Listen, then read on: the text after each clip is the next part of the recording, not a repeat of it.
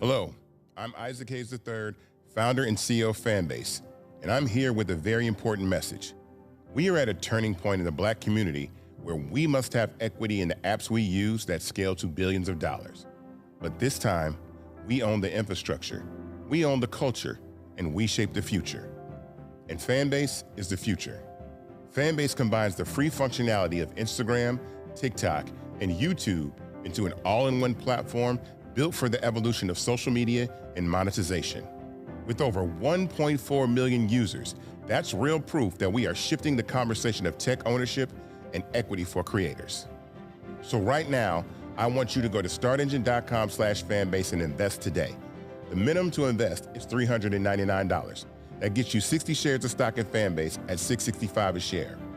This marks a turning point in Black ownership of social media. If we don't take this opportunity to own social media right now, we will always be customers to our own creations.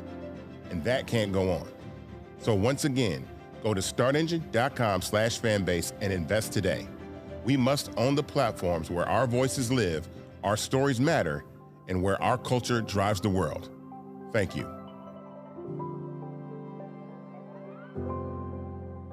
Folks, Black Star Network is here.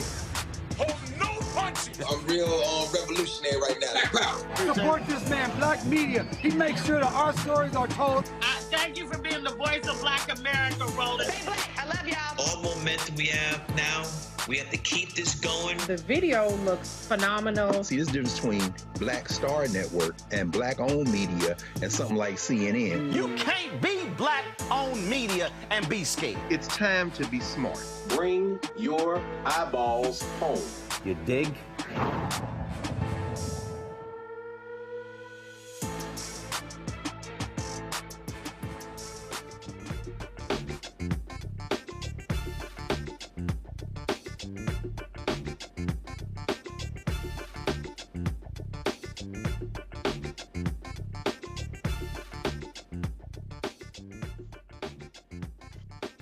Hey folks, today's Friday, October 3rd, 2025. Coming up on Roland Martin Unfiltered, streaming live on the Black Star Network. The Feds, National Guard, they are in Memphis, and then white supremacist Stephen Miller stood before the cameras and told cops, y'all can do whatever y'all want. Y'all are unleashed on Memphis. We'll talk with State Representative Justin Pearson about the actions taking place in Memphis. Nevada Congressman Steven Horsford joins us as the federal government shutdown continues. Republicans are hoping that Democrats are going to blink and buckle, but they also are scared because Donald Trump has fully embraced Project 2025. We knew he was lying during the campaign when he said he didn't even know what it was. Also, on today's show, we'll be joined by the Democratic nominee for mayor of New York City, Zohran Mamdani, to talk about his race and why he wants to be the next mayor of New York and what he will say to Black New Yorkers. Morgan Harper will talk September jobs report that didn't get released because Trump don't want it released. They're trying to blame the shutdown. Also, John Boy, the National Black Farmers Association, joins us. All these white farmers are crying, oh my God, we need some help. Donald Trump and Republicans are potentially putting together a $50 billion welfare package for these mostly white farmers. Y'all, it's a lot we go cover. It's time to bring the funk. I'm Roland Martin Unfiltered on the Black Star Network. Let's go. Whatever the biz, he's on it. Whatever it is, he's got the scoop, the fact, the find. And when it breaks, he's right on time and it's rolling. Best believe he's knowing. Putting it down from sports to news to politics. With entertainment just for kicks, he's rolling. It's on go, roll, roll, y'all. It's Roland Martin, rolling with Roland now. He's funky.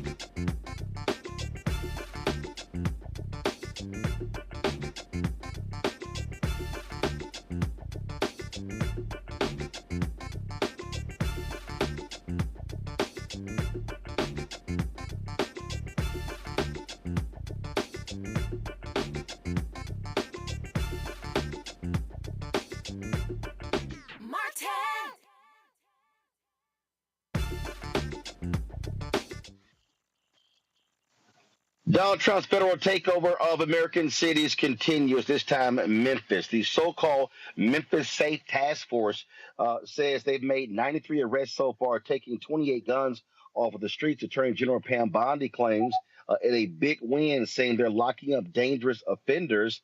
The heavy federal law enforcement, aided by National Guard troops, is specifically hitting black and brown neighborhoods the hardest, sparking real concerns about racial profiling. Activists say the heavy law enforcement is not effectively at all curbing crimes. Joining us right now is State Representative Justin Pearson. Glad to have you on the show. Y'all have been monitoring what's going on. Give us a sense of what's happening there on the ground. Look, we are dealing with a federal occupation of our community that is unwanted by the people who live here, by our community members who want to see investment from the federal government, not wanting to see a military occupation of our community. A lot of people are terrified. A lot of students aren't going to school. A lot of parents aren't allowing their kids to go. And I think we're also going to see an economic effect. Not a lot of people are going into our businesses downtown. And this narrative of black criminality is what they're being and what they're pushing. We even had a white nationalist, Stephen Miller, here just a couple of days ago with Pam Bondi and P. Hegseth alongside our Governor Bill Lee. We know what this is about. It has nothing to do with crime. It has everything to do with control of our community. And we don't want military occupation. What we want is poverty eradication. What we want is the beauty and the belovedness of our city to be shown, not the mythology and the pain that they're exacting upon us. And to that point, I mean, the reason he's doing this because the Republican Governor Bill Lee is allowing him to do so. We're going to play the clip in a second. You had that white supremacist Stephen Miller there in Memphis who literally said to the cops, "You are now unleashed." Right. I mean, and so we're talking about the same police force that we saw a significant death of Tyree Nichols. We see how Donald Trump has no issue pardoning cops who beat and kill people. So this right here is a major, major issue when they come in and say, "Oh, we're going to let you do whatever you want to do." I mean, it's 100% true. We had Tyree Nichols killed by Memphis police officers 2 years ago. Our relationship with law enforcement isn't always a good one, particularly when you're thinking about black and brown communities. Oftentimes, it's not a good one, and our communities suffer from these interactions that don't have to happen. And so when you have state troopers being sent by Governor Bill Lee that is intended to increase the amount of stops that are happening on the highways, the amount of stops that are happening on the roads, you have to realize those interactions don't always end good. We think about Tyree. We think about Sandra Bland. What was a routine traffic stop ends up in someone losing their life. A traffic stop for people who are black and brown in this country is not the same as a stop for somebody who is white. In addition to this, right, we did not enter into a consent decree with the Department of Justice after the findings of pattern and practice showed that the Memphis Police Department historically targeted poor, lower income communities. We have so many deficiencies already as it relates to our law enforcement. So now to have the federal government coming in and taking over, in essence, law enforcement responsibilities, giving arrests, ensuring that people are going to have these court dates, hurting a jail system that's already strangulated by the lack of resources at 201 Poplar, is creating more problems than solving it. And again, if people really think this administration cared anything about crime, why did all of the January 6ers get pardoned? Right, the president of the United States himself is a white supremacist, but he's also a 34-count convicted felon. This has absolutely nothing to do with crime. That is how they are starting the conversation, but we need to realize they are going to be weaponizing the military, weaponizing federal resources during the next elections, during the presidential election, and this is how democracy gets destroyed. This is how fascism and authoritarianism gets normalized. And we, again, just like in the 90s, when we were offered, black communities were offered, you get the crime bill and the 3 strikes law. We're being told, well, we're going to offer you military occupation, but we're never being offered resources to get kids more programming. We're never being offered resources to make sure no one goes to sleep hungry at night. We're never offered resources for affordable housing or health care, actually taking care of our veterans. We're always being deprived of the very things that could prevent crimes from happening in the first place. Absolutely. And to the point many of us made, okay, let's say this surge lasts for 2 weeks, 3 weeks, then a month. Okay, what are you going to do after that? Are they willing to actually pony up the resources that will be needed to not just have a police response, but to deal with the other issues that we know impact and reduce crime? Root causes is the conversation I find Republicans, conservatives, and people who are wanting to be ignorant about what we are experiencing don't want to talk about. The root causes isn't that people just need more mentors. It's that poverty is the root cause of all crime. I was talking to a group of students today, and when I asked them, what is the root cause of crime? Each and every one of them yelled back, poverty. Because that's the problem. 2/3 of the people who live in Memphis and Shelby County are living underneath the median income. 1 in 3 of our children are going to sleep living underneath the poverty line in our district. Poverty is a crime that is being committed by the federal government, by the state government against the people who live in this community. And in addition to the fact that the economic opportunity is not here, we have had this governor, who has been governor for 7 years now, going on 8 years, refuse to pass or support a single law that would reduce the accessibility of guns in our streets.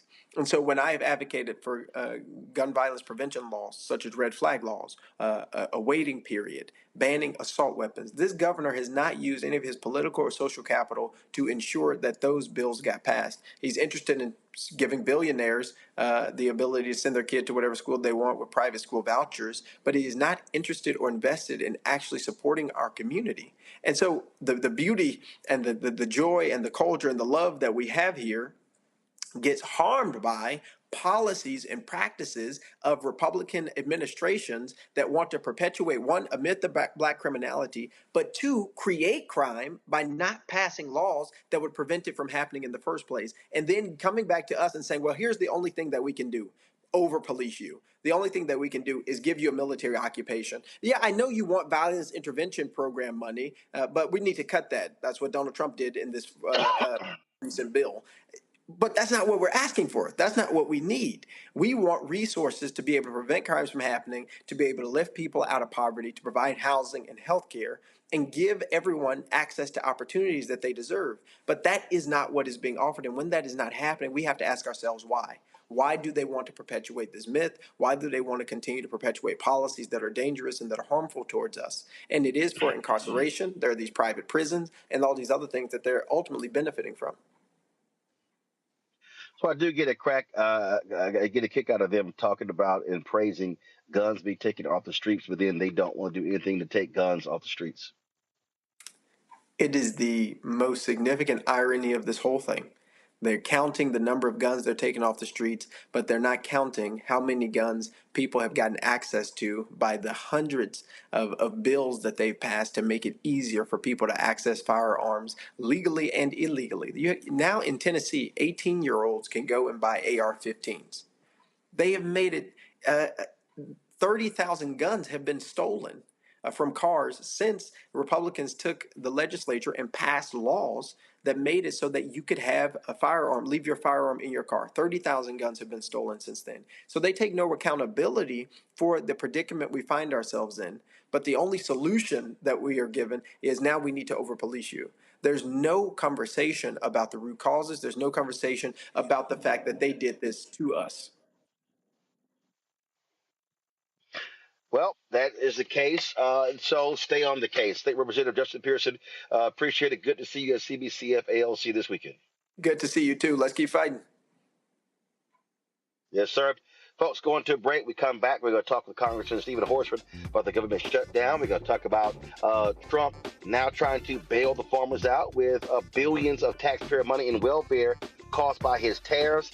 And also, an alderwoman in Chicago gets arrested for asking ICE in a hospital, do they have a signed warrant? They literally arrest an elected official. We're going to talk about all of that right here. Roland Martin Unfiltered on the Black Shut Network. Back in a moment. In my book, The Power to Persist, I share 8 simple yet powerful habits, a blueprint for transforming obstacles into opportunities and pressure into purpose. Just as they fueled my rise from the south side of Chicago to a national stage. And on the Power to Persist podcast, I bring that blueprint to life.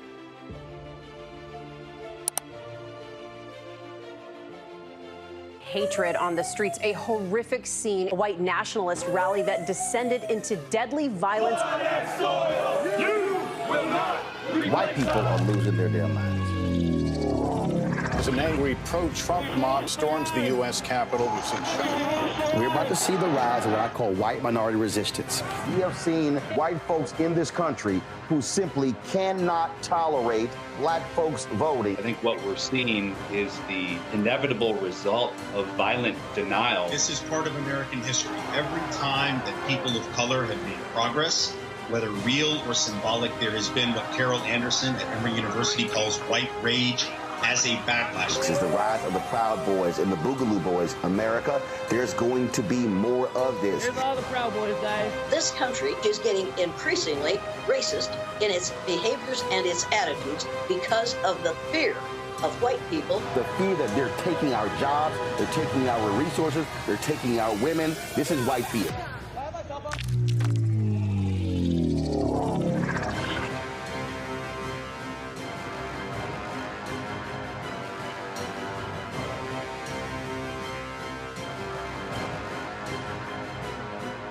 Said the quiet part out loud. Black votes are a threat, so they erased them. After the Supreme Court gutted the Voting Rights Act in 2013, Republican legislatures moved fast. New voter ID laws, polling place shutdowns, purges of black voters from the rolls. Trump's Justice Department didn't stop it, they joined in. In 2018, his DOJ backed Ohio's voter purge system, a scheme that disproportionately erased black voters. Their goal, erase black votes and political power. Yeah, that happened. These are the kinds of stories that we cover every day on Roland Martin Unfiltered. Subscribe on YouTube and download the Black Star Network app. Support fact-based independent journalism that centers African Americans and the issues that matter to our community.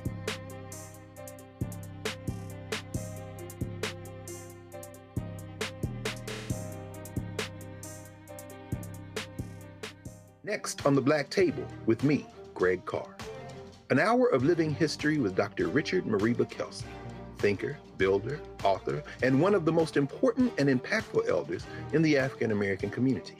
He reflects on his full and rich life and shares his incomparable wisdom about our past, present, and future. African genius is saying that my uncle was a genius, my brother was a genius, my neighbor was a genius. I think we ought to drill that in ourselves and move ahead rather than believing that I got it. That's next on the Black Table, here on the Black Star Network. This week on The Other Side of Change, we are talking about our North Star, our luminary, our guide, Assata Shakur, who recently passed away in Cuba. We're going to unpack her legacy. I refuse to allow Assata's legacy to die before children that aren't even born. Like our babies that aren't even born must know her and must know her. And that roadmap is going to get us closer to liberation. You're watching The Other Side of Change only on the Black Star Network. Lil Thompson with winwithblackmen.org. You're watching Roland Martin Unfiltered.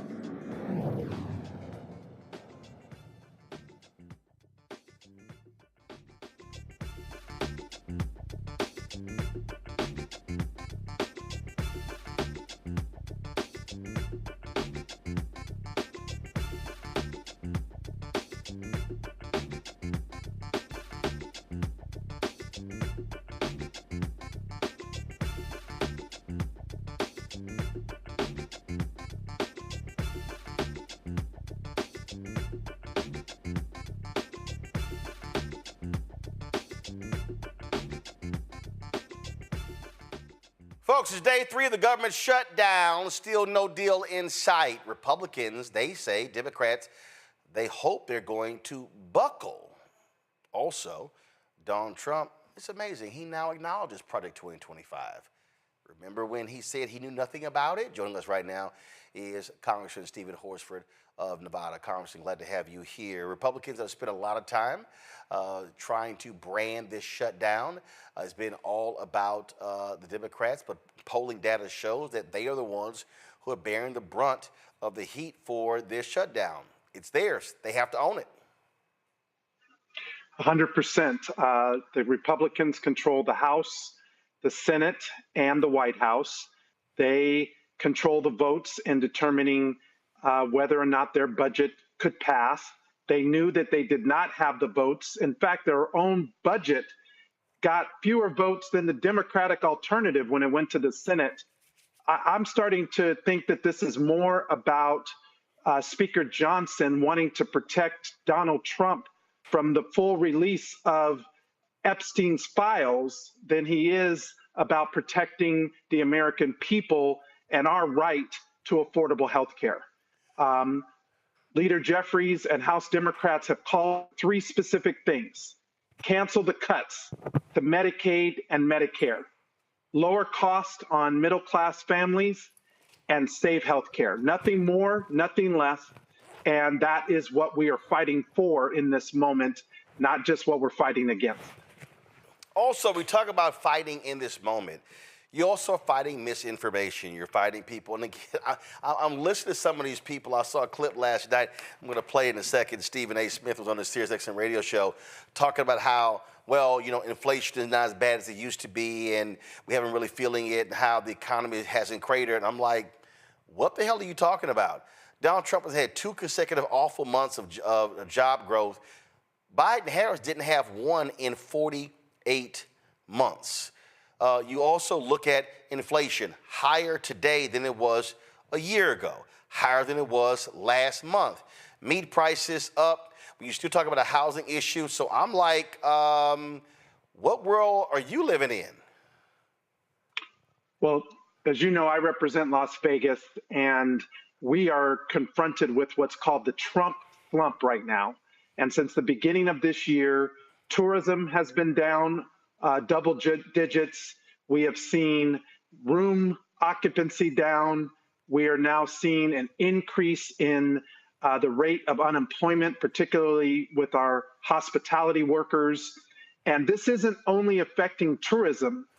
Because of Donald Trump's trade wars against Canada, it's affecting small businesses. These tariffs, which are taxes that Americans pay, are actually driving up the cost on everything from housing to healthcare, prescription drugs. Now he wants to put 100% tariff on that at a time when families, middle-class families, feel like things are getting harder for them and more expensive.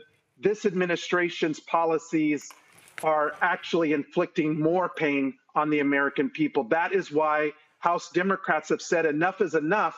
It's time to lower the cost, cancel the cuts, and save health care. To that particular point, I was looking at New York Times had a story just yesterday talking about how Vegas has been getting hammered. It said of the 5 million international visitors that come to Las Vegas every year, 1.4 million of those folks are from Canada. And Donald Trump pissed the Canadians off. And so the Canadians said, holla.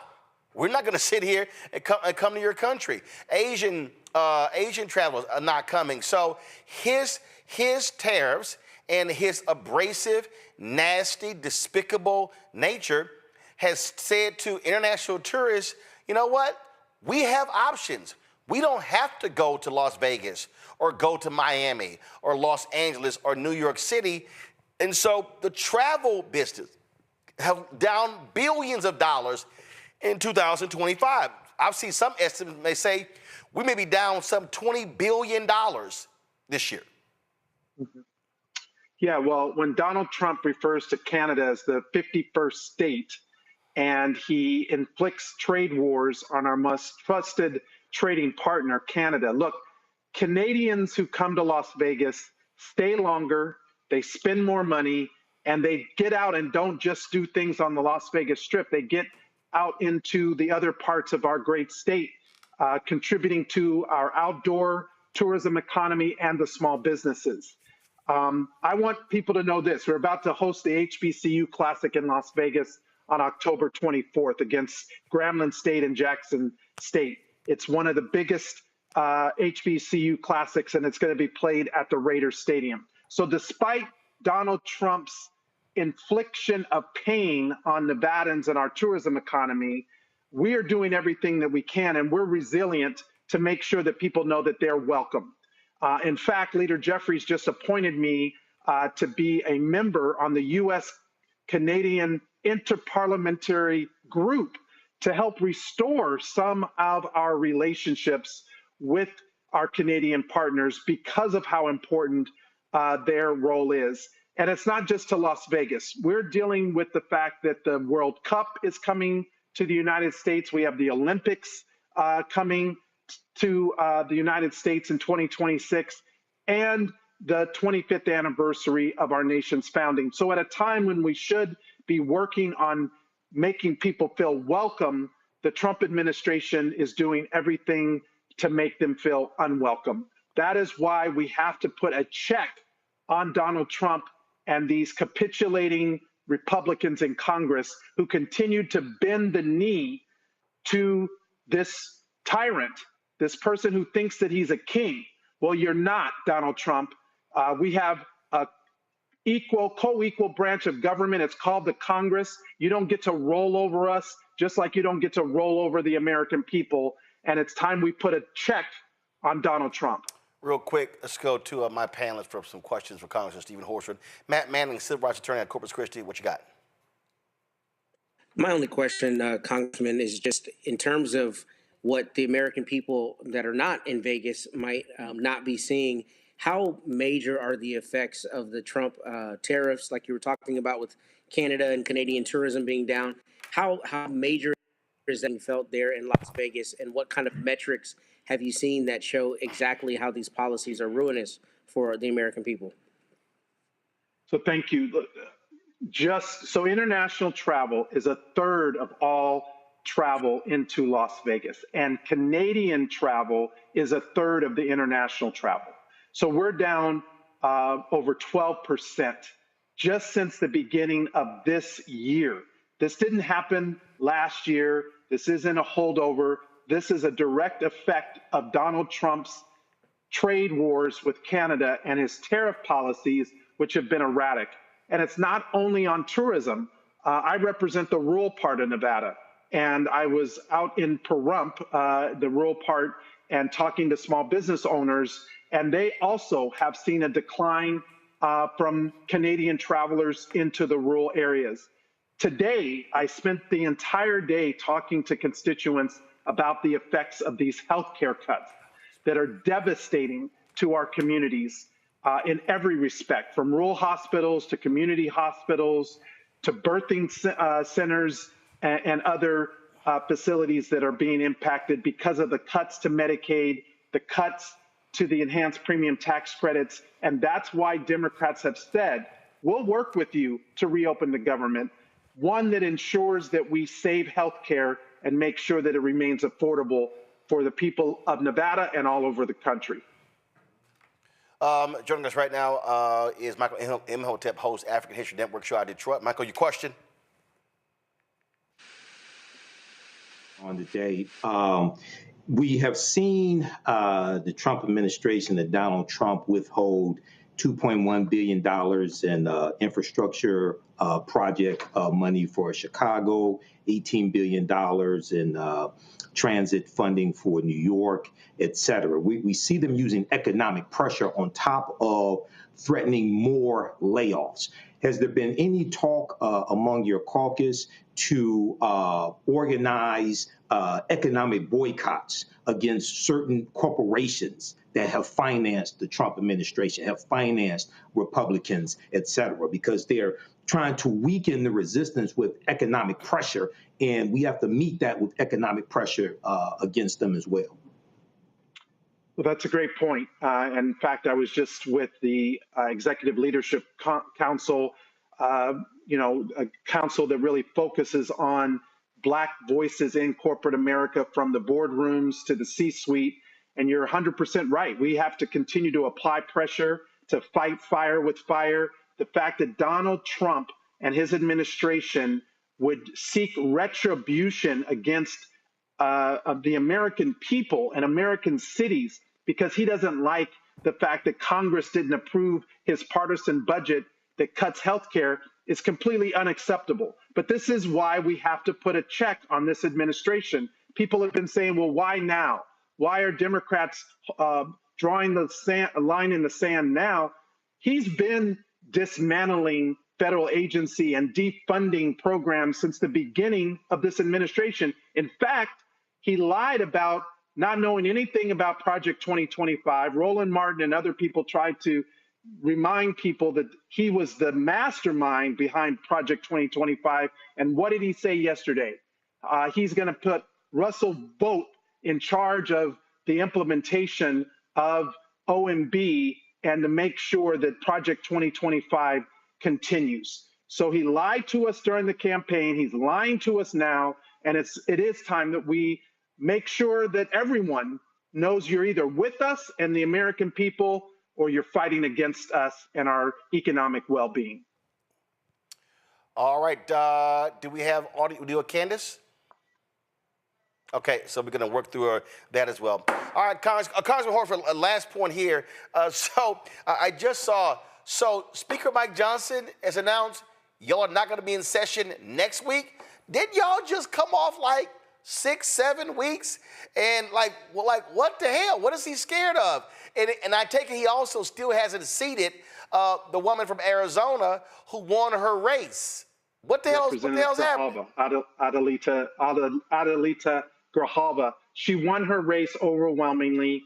The Republicans who won their special elections were sworn in during pro forma session. He refused to recognize the Democratic leadership when we tried to call for her to be sworn in on Tuesday. And you're 100% right. Speaker Johnson canceled votes on Monday and Tuesday of this week, leading up to this shutdown deadline on midnight. He's on vacation. He's AWOL. Meanwhile, House Democrats have been here ready to work and ready to reopen the government while protecting health care. But I also want to just say, I think this is more about Speaker Johnson protecting Donald Trump from the full release of the Epstein files, because Representative Grijalva, when she's sworn in, which she will be the 218th signature on the discharge petition for the full release of the Epstein files. So what are you hiding, Speaker Johnson? Bring us back into session. Allow Democrats to do our job, or get the hell out of the way if you won't do your job. Congressman Steven Horsford, we surely appreciate it. Thanks for joining us on the show. Thanks, Roland. All right, Frat. Folks, going to a break. We come back. Zohran Mamdani is leading the polls to be the next mayor of New York City. Man, you got some Democrats not happy. You got some Republicans who are ticked off. Well, you're going to hear directly from him about his policies for Black New Yorkers right here. Roland Martin Unfiltered on the Black Star Network. Support the work that we do. Join our Bring the Fun fan club. Your dollars make it possible to do the work that we do, y'all, which nobody else is doing. When you talk about this daily news show every single day we are here. But this show, but the other shows on the Black Star Network, we're launching a daily midday news show next month. We got another weekly show coming. Yo, we got lots of things happening, and so your support is critically important. If you want to contribute via Cash App, use a Stripe QR code. You see the code right there on the bottom left-hand corner. PayPal is R Martin Unfiltered. Venmo is RM Unfiltered. Zelle, Roland at RolandSMartin.com. Roland at RolandMartinUnfiltered.com. We'll be right back. On the next Get Wealthy with me, Deborah Owens, America's Wealth Coach, we talk about the principles of mindset, strategy, and execution. This week, we're adding a fourth, faith.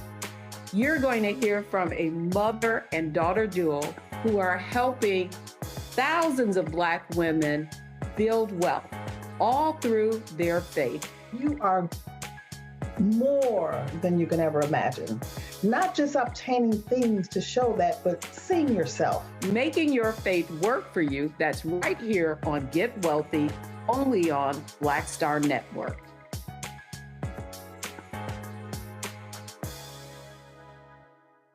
This week on A Balanced Life, parents, teachers, students, administrators, oh my, are you putting in the work, seeking to be a teacher, an associate principal, a principal, trying to elevate who you are and where you're going. Our world is changing.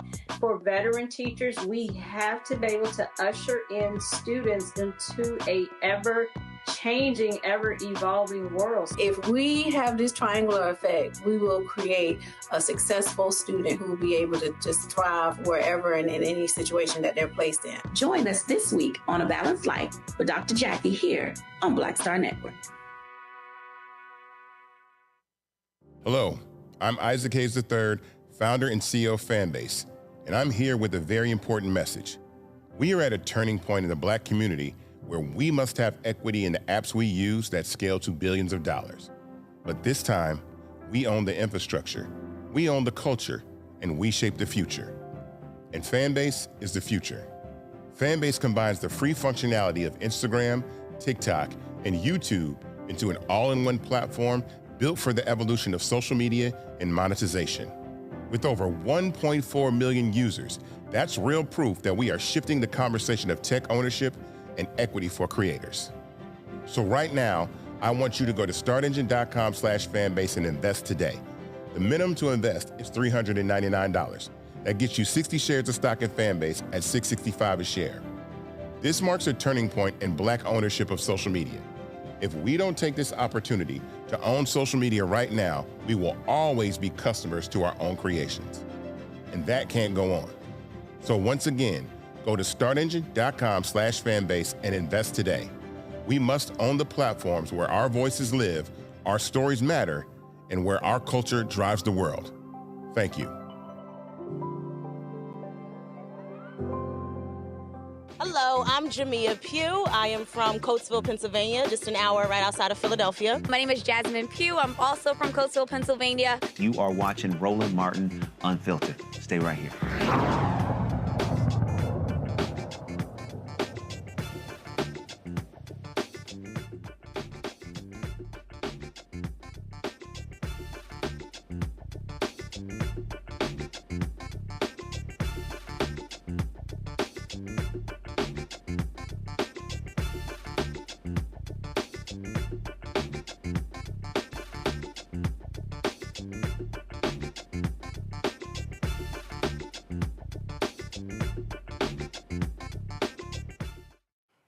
First Friday of the month, we normally have jobs numbers, but all of a sudden, with Donald Trump in the Bureau of Labor Statistics, we don't have any. Now, they're blaming the government shutdown. We all know that's bullshit. It's really because they know it would be a third consecutive horrible month. Morgan Harper joins us right now. Glad to have you here. Talk about this here. Y'all, we're always just sitting here, breaking these things down when we look at these numbers, Morgan. So we don't have the official numbers, but talk about ADP for folks who don't even know what that is. Explain what ADP is and what did that show to give us a sense of how horrible Donald Trump's job market is? Yeah, so you're exactly right, Roland, because of going off of the current situation, because of the shutdown, the government hasn't been funded. That does include the Bureau of Labor Statistics, which usually produces that full set of data. That's the full non-farm payroll data that we usually talk about. Because that's not available, there are other sources of data that we can look at to get a sense of where the economy is at. One of those is ADP. So that's the company that manages a lot of payroll. And that's a subset of that overall payroll picture. And so it's not as complete. It's not as instructive as that big government data set, but it does still give us a sense of what's happening. And the ADP data from this past month shows that expectations for even a modest level of growth in the economy with jobs, it was 45,000 were expected, did not happen. So we actually saw a net loss of 32,000. So that's what the ADP data was showing us. But there's also other data sources that folks look at to get a sense of where the economy might be at besides this BLS data. So, and those also are showing like a really mixed picture. So one is this purchasing managers index, PMI. That just kind of shows in the manufacturing industry how much buying is happening. And as we've talked about before, manufacturing, that's where we're supposed to be, according to the administration, seeing a lot of growth from their policies. And that also is showing really mixed information, that there's not a lot of purchasing that's happening, probably due to the impact of the tariffs. And so not showing that sector is really experiencing a lot of growth right now. People are kind of like taking it very easy. Then we also have this other data set that just shows how much hiring is happening. Usually in September, through the summer, this would be when a lot of companies are starting to bring people back on. This is this other data set called Challenger Gray Christmas. That's also showing that there really isn't that same level of hiring, higher levels of hiring that happens in September. And then the final thing that I would point people to give us a sense of where things are at is just the consumer sentiment. So that data did come out in terms of, with the consumer price index, consumer sentiment, and it's showing that a lot of consumers are not feeling that optimistic about the economy, that they aren't feeling like they are going to be able to make a lot of purchases that because of all of this uncertainty. And so that's another sign of, again, just this cumulative effect of a lot of uncertainty in the economy. We aren't seeing a lot of private sector growth. The area that had been providing some job growth in government, that definitely is not the case right now because of the administration's policies and because of what has happened, which is, because of the shutdown, the administration using that as a pretext to do further federal layoffs, which is only going to continue to decrease the amount of growth that we see in the government job sector. What's shameful here, Morgan, is that they spend all this time, we're just going to be winning. There's lots of winning.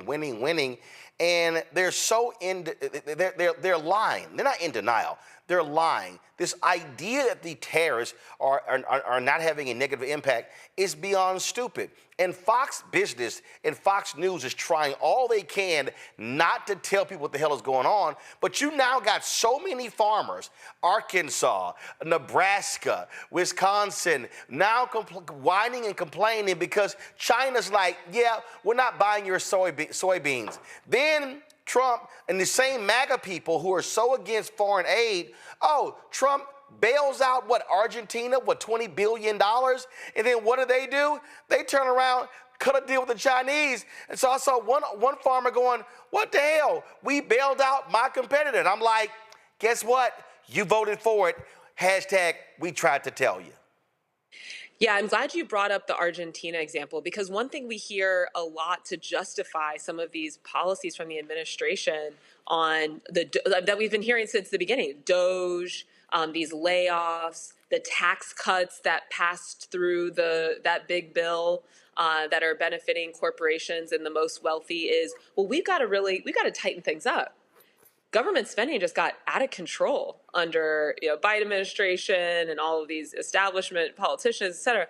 And so to say that, not that that's true anyway, right? But to say that that's your reason that you want to really rein in the government spending and then take $20 billion and give it to a country in Argentina that is being run by someone that has no track record of successfully managing a government or an economy, it would be laughable if it weren't so tragic, because this is our money, and we have people in this country that are getting completely played, and it's not just going to impact them, it is going to impact all of us. And so where we go from here is another theme of our monthly discussions on this front. I don't know that we have a lot of clarity on that, but there is no denying that this is a complete boondoggle. This is just straight up corruption that we have seen from this administration, and it's going to continue to have really negative effects for a lot of folks throughout the country. Now we have news that, guess what? Which we knew from last time, Republicans are preparing a welfare package for farmers that's going to be anywhere from $35 to $50 billion. We're going to talk to John Boyd a little bit later about that. But we're dealing with that too. Yeah, and it's kind of similar to what we're seeing happen with some of these private companies. Like, for example, I don't know if you saw this week that Trump announced his Trump RX deal with Pfizer. He's very into cutting these deals and one-off deals with certain companies. And here, we're going to have a favored population that we're going to decide to cut a deal for. That is not any way to run a country, a government, and you can't sustain that. And so, and who's going to get left behind in all of this? It is going to be regular working people. So, our best effort here, or time spent, is just making sure, I think, that people understand all of these contradictions, all of the hypocrisy. And I think we're starting to see this reflected in some polling where younger people, for example, are feeling, those that maybe were a little bit open-minded about Trump are now kind of like, wait a second, what is this? This is not trying to make government better in any way. Well, absolutely. It's laughable to see, and again, these idiots are just falling for it as they are. I was so quick trying to get to the title, y'all. Morgan, of course, the Director of Policy and Advocacy at the American Economic Liberties Project in Columbus, Ohio. Morgan, we appreciate it. Thanks a lot. Good to see you, Roland. All right, then, folks, going to a break. We come back. Zohran Mamdani, he has gotten a lot of attention from folks. He's leading the polls. He won the New York City primary. Now he's trying to win the general election. We got a lot to talk about with him. We'll do so right here. Roland Martin Unfiltered on the Black Star Network. Next on the Black Table with me, Greg Carr. An hour of living history with Dr. Richard Mariba Kelsey, thinker, builder, author, and one of the most important and impactful elders in the African American community. He reflects on his full and rich life and shares his incomparable wisdom about our past, present, and future. African genius is saying that my uncle was a genius, my brother was a genius, my neighbor was a genius. I think we ought to drill that in ourselves and move ahead rather than believing that I got it. That's next on the Black Table, here on the Black Star Network. We are talking about our North Star, our luminary, our guide, Assata Shakur, who recently passed away in Cuba. We're going to unpack her legacy. I refuse to allow Assata's legacy to die before children that aren't even born. Our babies that aren't even born must know her and must know her. And that roadmap is going to get us closer to liberation. You're watching The Other Side of Change only on the Black Star Network. What's up, y'all? This is Wendell Haskins, a.k.a. Win Hogan at the original T-Golf Classic. And you know I watch Roland Martin Unfiltered.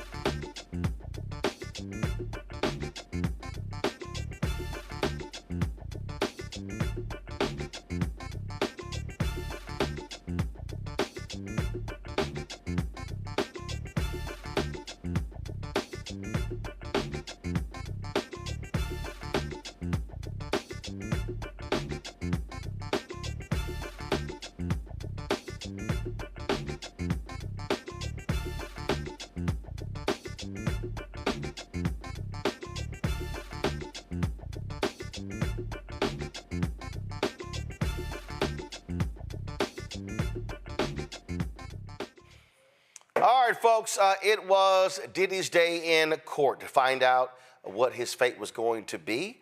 And, of course, you had victim impact statements. His children testified.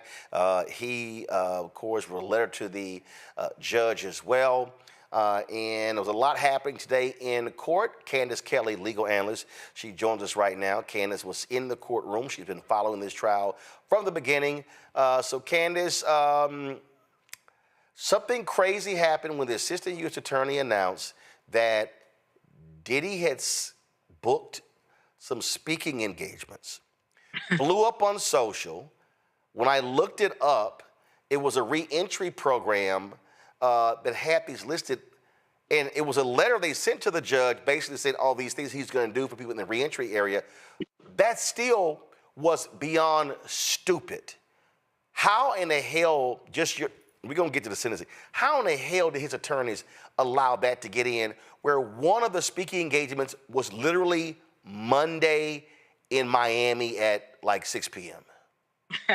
You know, this was really a day of clarifications all around. That is really what this day was about. And I think that when that happened, when the let's say Christy Slavic, who prosecuting attorney, when she got into it, it seemed strange that he would have this speaking engagement, but it was clarified that, like you said, it was more of an engagement that had to do with helping and bettering the community, but still, it just didn't look good.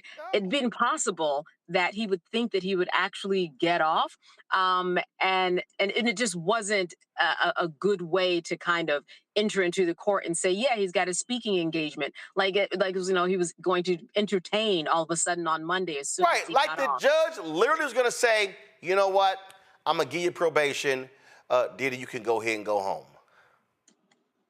Exactly. And we all knew that that is not the way that it was going to go, especially with, you had the prosecuting attorneys wanting 11 years and 3 months. Then on the other side, you had the defense team wanting 14 months. There's just no way overall that he was going to be walking out anywhere, not with this judge being a life judge and wanting to continue to have respect from his peers. No, he was going to give him a sentence where he would not be walking out. That certainly was the expectation at the beginning, and it certainly was the expectation as court unfolded, regardless of what the defense put up. It seemed as though the judge was leaning towards a sentence where he was not going to be going home this weekend at all. And that is exactly what happened. So Diddy's team wanted 14 months. The prosecution wanted 11 years. Walk us through how the judge arrived at 4 years, 2 months. Well, you know, what the judge said, and as I said, it was a day of really trying to figure out, was it A or was it B? The A or B meaning, do we count the way that Sean Combs acted in that we heard in court, even though he wasn't convicted of anything having to do with abuse, for example, right? He didn't get the sex trafficking.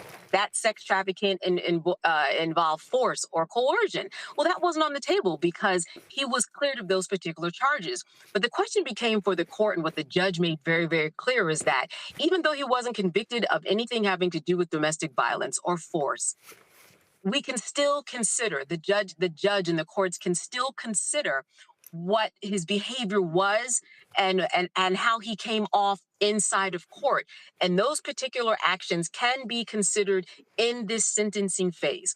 And no matter what the defense said, that he wasn't convicted of these crimes. Why are we considering this? He's done so much good in the community. He's an icon. He started a program behind bars where he's brought all types of people together to learn how to better themselves. All of these details just didn't matter.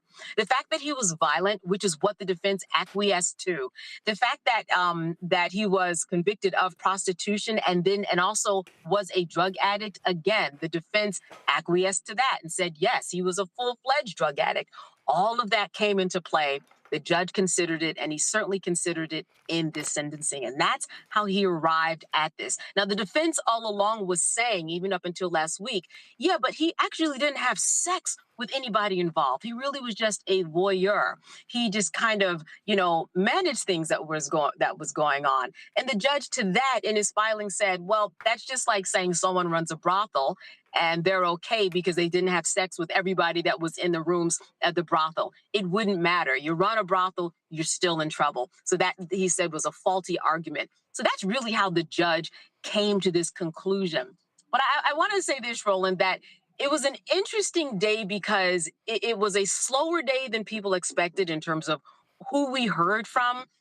At one point, somebody next to me wrote, it feels like church. And it did feel like church because we heard from somebody by the name of Reverend Dr. Gary Johnson. And he talked about how, and he's from Miami, and he said that he knew Sean Combs. And he said that if you let him go, Judge, if you practice leniency, I will personally take him under my wing. I will personally, basically nurse him back. I will manage him. I will see to it that he is going to meet all of your highest expectations.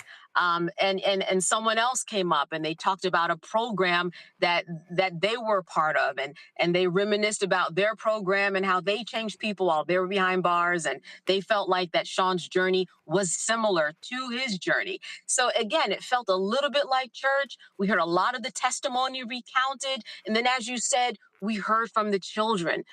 We heard their passionate pleas. We heard how they, his 2-year-old would be missing a father. There were a lot of tears. All of the children spoke. Of course, there's a 2-year-old, but they also spoke on behalf of the 2-year-old saying, listen, I know what it's like not to have a mother. We don't want our 2-year-old sister not having a father. They were very, very impassioned. But we also saw an 11-minute video. It was kind of like a promo video, Roland. It was, Sean out in the community over the years, talking to kids, opening up schools, running the marathon. This 11-minute video was very interesting, very out of the ordinary from the times that I've been in court, kind of promoted who he was as this person, as this icon, kind of a step to the left of what we normally see. But the judge let everything in, which is why, even though I got to the court at 6 a.m., we just got out at about 5-something. It was a long day because we heard from so many people, and again, saw promotional videos and heard arguments from many, many people. What was key was that we heard from Sean Combs, though, for 10 minutes. And he spoke. He was collected. He was the last person that we heard from. Roland, I will say that it was very powerful. But I think that the judge and his assessment of him just didn't believe him. Sean, he stood up and he said, I want to personally apologize. I don't take lightly what happened. I want to apologize to my family. I want to apologize to Jane. I'm sorry for bringing her into this mess, he said. He said that disgusting video that people saw of him beating Cassie triggered a lot of people. He said, it's a burden I will forever carry. He said, it was disgusting. I'm quoting. He said, it was shameful, sick. He said, I was sick from drugs. I was out of control. I needed help. I know better. I was taught better. I mean, he went on and on. He spoke to his children specifically, told them that he was humble to his core. He said, I hate myself right now. I'm stripped down to nothing. I apologize to my children. I fell to y'all as a father. I'm sorry. You deserve better. Mom, I'm sorry. You taught me better. I mean, he turned around. He looked everybody in their eyes. He just kept emotionally saying, I am sorry, I'm sorry. He talked about how he felt his community. He said that he grew up wanting to set an example, and all that he could do, that was his mission. And he, quote, got lost. A couple of times he took some deep breaths and he said, listen, Your Honor, if I'm given a chance to change people, I'm going to prove to you that I can do it. He just said he wanted a chance. He said, I know you want to make me an example, but I want to be the example of someone who can go out and really turn themselves around. He ended the day, and then the judge eventually gave his sentence, as we all know, for 50 months, and then also a $500,000 fine, and Roland 5 years probation. Last point, he's already served how much time in jail? What's that? He's already served, we are at 13 months. So really, he will be serving another 3 years. Yeah, and then you have to take off maybe, 10 months or so, simply because federal sentences, they only serve about 85% of the time. Got it. All right, Candace, we certainly appreciate you breaking it down for us. Thanks a lot. All right. Thank you, Roland. All right, folks, we're going to chat about this after the Mamdani interview. We should go to a quick break, and then we'll have the New York City mayoral candidate on next. In my book, The Power to Persist, I share 8 simple yet powerful habits, a blueprint for transforming obstacles into opportunities and pressure into purpose. Just as they fueled my rise from the South Side of Chicago to a national stage. And on the Power to Persist podcast, I bring that blueprint to life.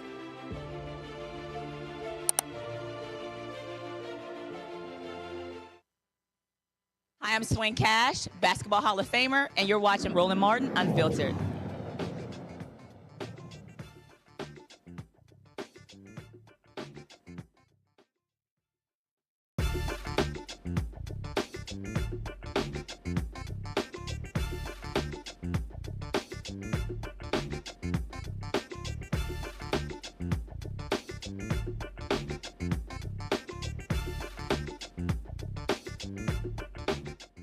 Folks, he shocked the political establishment when he won the New York City mayoral primary race a few months ago. Now, Zohran Mamdani is trying to be elected mayor in the general election. Now, incumbent mayor Eric Adams dropped out earlier this week, saying he didn't have the resources to do so.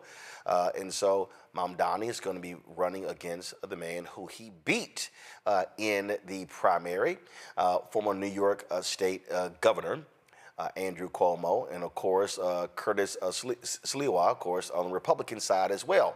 Zohran Mamdani joins us right now on Roland Martin Unfiltered. Glad to have you here. First and foremost, let's get right to it.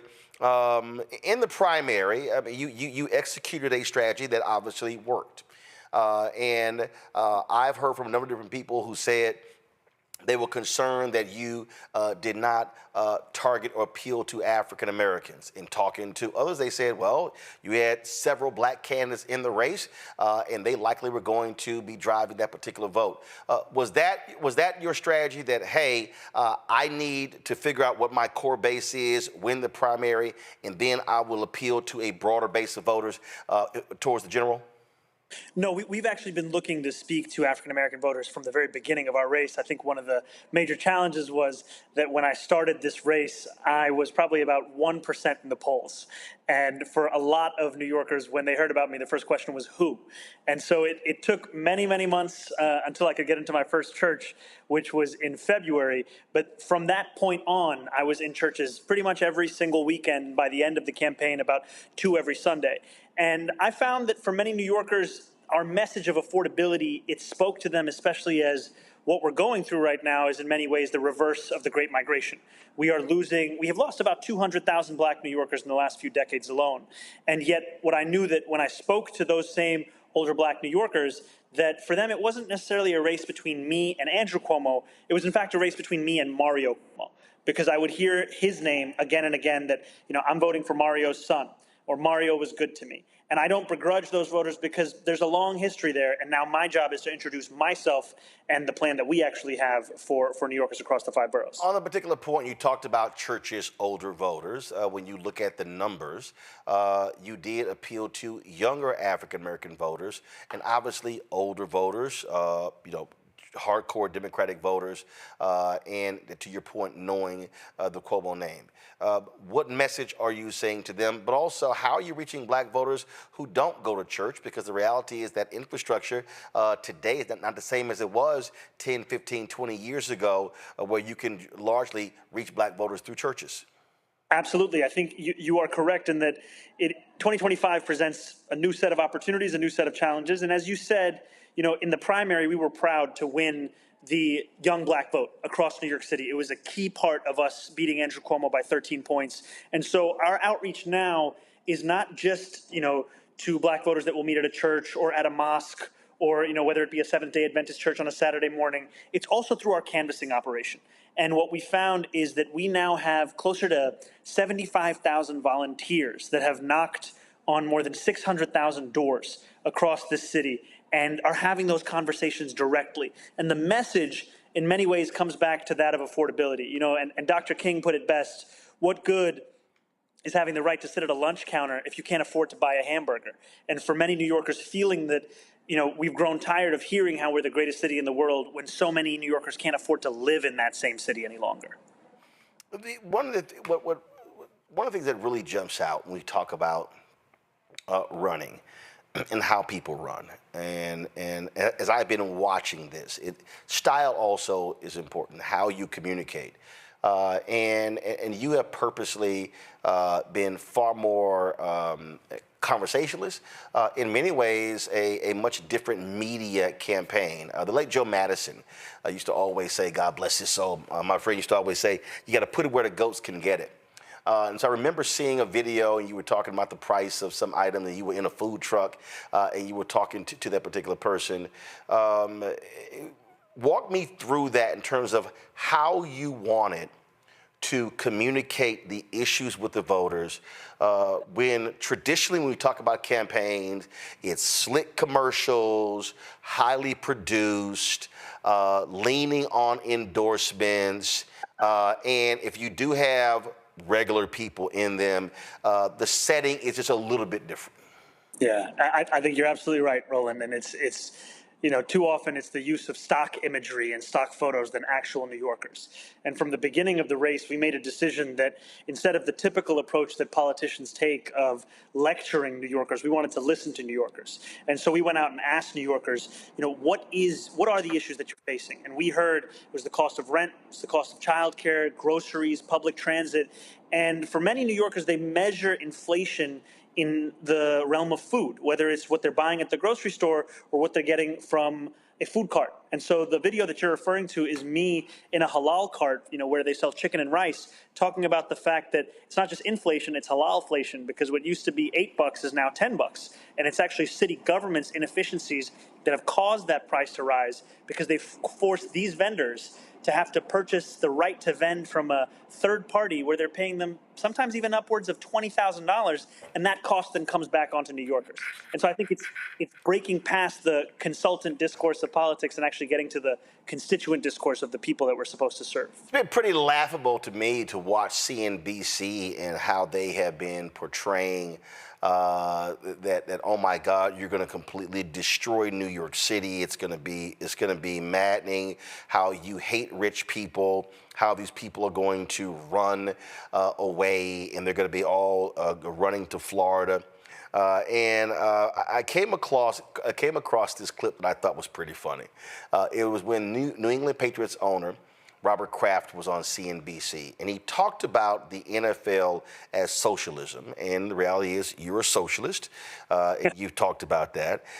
And Joe Kernan, big-time MAGA Trump supporter, freaked out and literally was like, "Oh, hey, don't say that." And I'm sitting there going, "But the NFL, it is a socialist organization in terms of how they operate." I want to play that clip, and I want to get your reaction to it. Would I have believed in '94 when I played the highest price ever paid for any sports franchise in the world? We are now. And I never would have believed it, but, it's a credit to my partners in the NFL, and Roger Goodell has done a great job leading our NFL, and we work.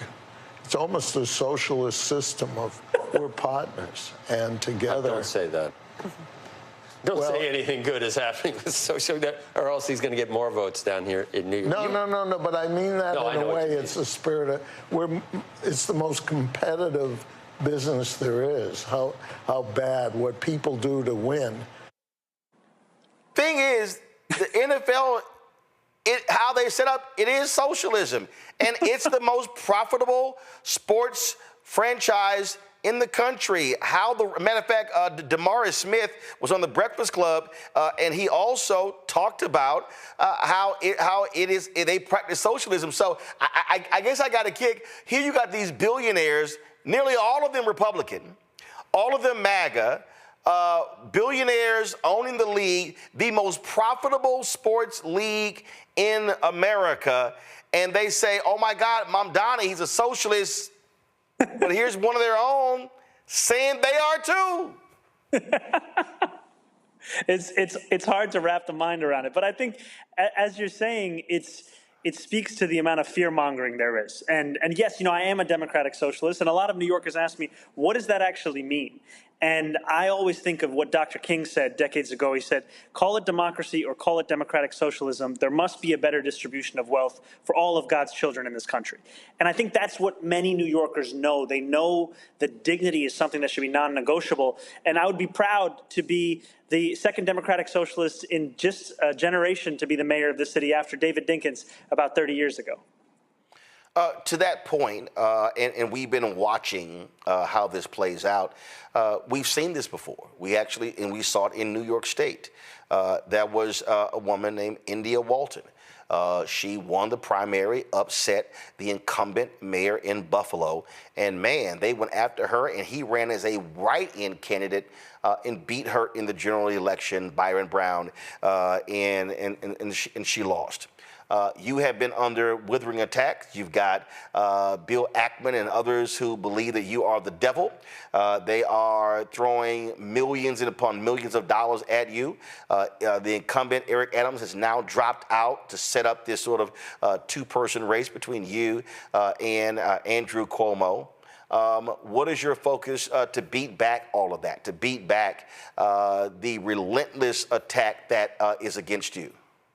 You know, I think first it's to recognize who these forces really are that are in opposition to our campaign. Bill Ackman is taking a break from attacking diversity, equity, and inclusion and his fight to continue what black women have been facing across this country, where more than 300,000 have been pushed out of their jobs, so that he can attack this campaign. And frankly, he's spending more money than I would even tax him with my fiscal proposals. And he's doing it because he's afraid of having a mayor who isn't beholden to the same Trump MAGA movement that he helped to support back into the White House. And, you know, we have Andrew Cuomo here who's been working with Donald Trump to try and stop our campaign. And yet I can tell you that I feel just as confident as I did a few weeks ago about this campaign, because New Yorkers are telling me that they are tired of politics as usual, and they want something different. They want an approach that puts working people at the heart of it, not a question of how do we make sure we make the most amount of donors happy. One of the things that you discussed this week, and this is a constant thing in New York City, the gifted and talented schools. When Bill de Blasio was mayor, he tried to make some changes, and oh my God, folks lost their minds. And what you have here, and let's just be, and I'm going to say it, I don't have a problem saying it, what you have with these gifted and talented programs, you got a whole bunch of so-called liberals and progressives who want these schools to be for their special kids. And when you break down the numbers of these schools, you look at the racial makeup. Now, you're going to have the MAGA folks, the right-wing people say, here you go, talking about the racial makeup. But the reality is, when we talk about gifted and talented programs, everything is not also based upon grades. I went to magnet schools in Houston. Houston has one of the most comprehensive magnet school programs. And yes, we had a school of engineering. I went to school of communications. We had the so-called Vanguard programs for the gifted and talented. So walk me through how you are going to approach these gifted and talented schools. Your critics say, oh, you're just going to shut them down and leave it at that. Walk us through it. So my position is that children as young as being in kindergarten should not be subject to a single assessment that would place them in different tracks. I simply believe that all of our kindergartners should be receiving quality education, and that's at the heart of our plan for an education system that right now is not delivering for far too many New Yorkers. And, you know, if Andrew Cuomo wants to attack me on the basis of trying to separate kindergartners out, so be it. I'll let him do that, because this is something that I believe, and I've found that many New Yorkers agree that at that young of an age, there's no need for this kind of an assessment and this kind of pressure. So one of the other issues we're talking about in New York when we talk about education are public charter schools. When you look at success charter schools, and I mean, thousands upon thousands of parents been trying to get into their particular schools. My good friend, Dr. Steve Perry, has a highly successful public charter school, Capital Preparatory Schools there in Harlem. So for you, are you looking at decreasing charter schools? Are you looking at saying, hey, if those charter schools work, you're going to support those things that work, and then we're going to try to raise up these public schools? Can they coexist? From my point of view, I've said I support anything that works. Public schools, traditional schools, charter schools, homeschool, online school, magnet, parochial. I don't care what it is. If it works, I'm down with it. So where do you stand specifically on education, dealing with charter schools and traditional public schools in order to get our kids better educated?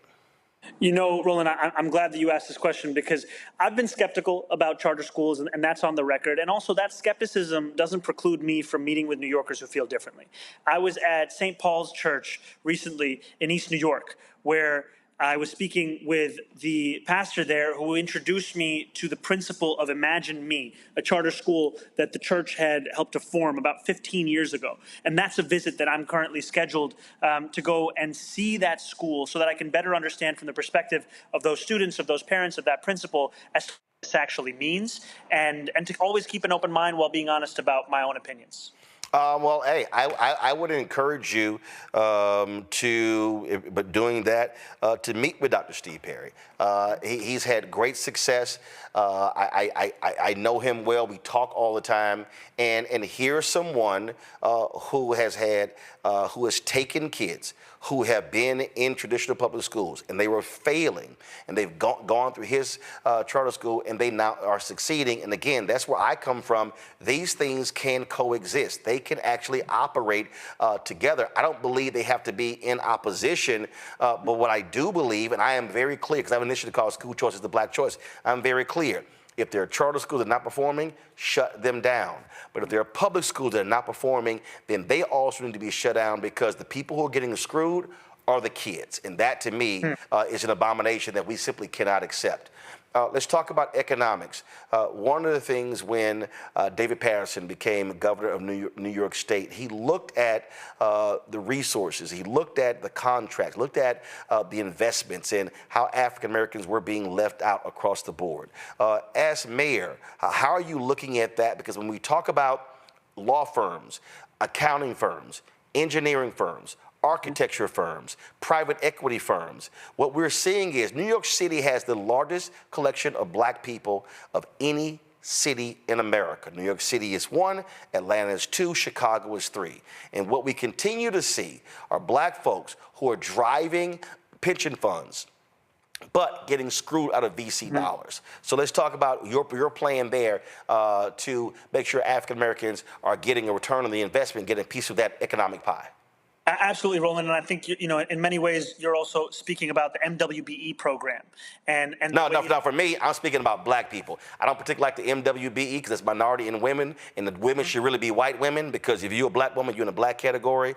So yes, the overall program is MWBE, but I'm speaking of black business. Absolutely. And the reason I bring it up is that, as you've said, it is still far from successful as to what its original intent is, right? The intent of this is to ensure that we have contracts that match the same percentage and proportion as we have in our city and state's population. And right now, black women comprise less than 2% of the value of all contracts being issued by the city.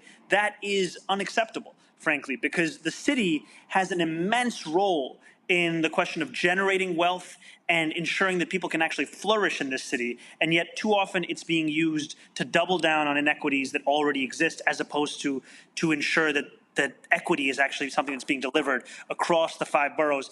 And in looking at the different ways we can tackle this, one of the things is ensuring that there's actual enforcement of the provisions that we already have within the law, city agency to city agency. The second thing is actually going out to these businesses that have been approved to bid to ensure that they understand what a successful bid looks like. Because what I hear from a lot of these companies is that they will get rejected time and time again, and each time it doesn't feel like they're getting any closer to approval. And what we know is that the question of diversity, equity, and inclusion is not only something that Bill Ackman is attacking, it's also something that Donald Trump is attacking. I mean, the justification for the suspension of $18 billion in federal infrastructure grants just done is DEI. That's what they're saying. And it is part and parcel of an attack on black Americans across this country to try not only to rewrite the past, but also rewrite the present and the future. And it's not acceptable, and it won't be when I'm the mayor of this city. Well, of course, they stripped $37 million from Atlanta airport for the very same reason, and that's what they're doing there. Before I go to my panel, I got 11 minutes left with you. I'm going to get them for questions. But on that point right there, there's a fantastic book on Maynard Jackson. Robert Holmes, and in that particular book, Mayor Jackson talked about, he said, listen, this airport ain't getting built. He said, tumbleweeds will roll down those runways if this thing, before I allow this to be built without black participation. And one of the things that he did, and I tried to tell Illinois Governor Rob Blagojevich when he was governor before he decided to do his unethical stuff. He got a little busy. Well, when we talk about how do we help, one of the things that I see is that you have a lot of black firms. They want to compete for a contract, but they literally cannot survive floating their business for 6 months because typically cities are going to pay 180-day term. So one of the things Maynard Jackson did, he called the banks in that the city was putting their money in, and he said, they're getting contracts. They're getting a city contract. You're going to provide a line of credit to them, and the banks objected. He said, city treasurer, step in, pull our money out their banks. And this is very simple. If New York City is putting New York City's money in banks, and this is not even a race thing. You can say this for anybody who gets a city contract. I think the mayor should say, if you're the mayor, to the banks, hey, if this said business is getting a city contract and you know we're going to be paying them, as a bank that's getting the city's money, you're benefiting, you should be providing lines of credit to these businesses so they can be able to grow and prosper. And if the banks reject it, I think that's where you then say, fine, we're going to take our city money, taxpayer money, out of your banks since you cannot help New York City businesses. That's a way, man, Atlanta is what it is today because Maynard Jackson used the power of the political office. His grandfather taught him the 3 B's, the ballot, the book, and the buck. He used the power of the political office to drive the economic change in Atlanta.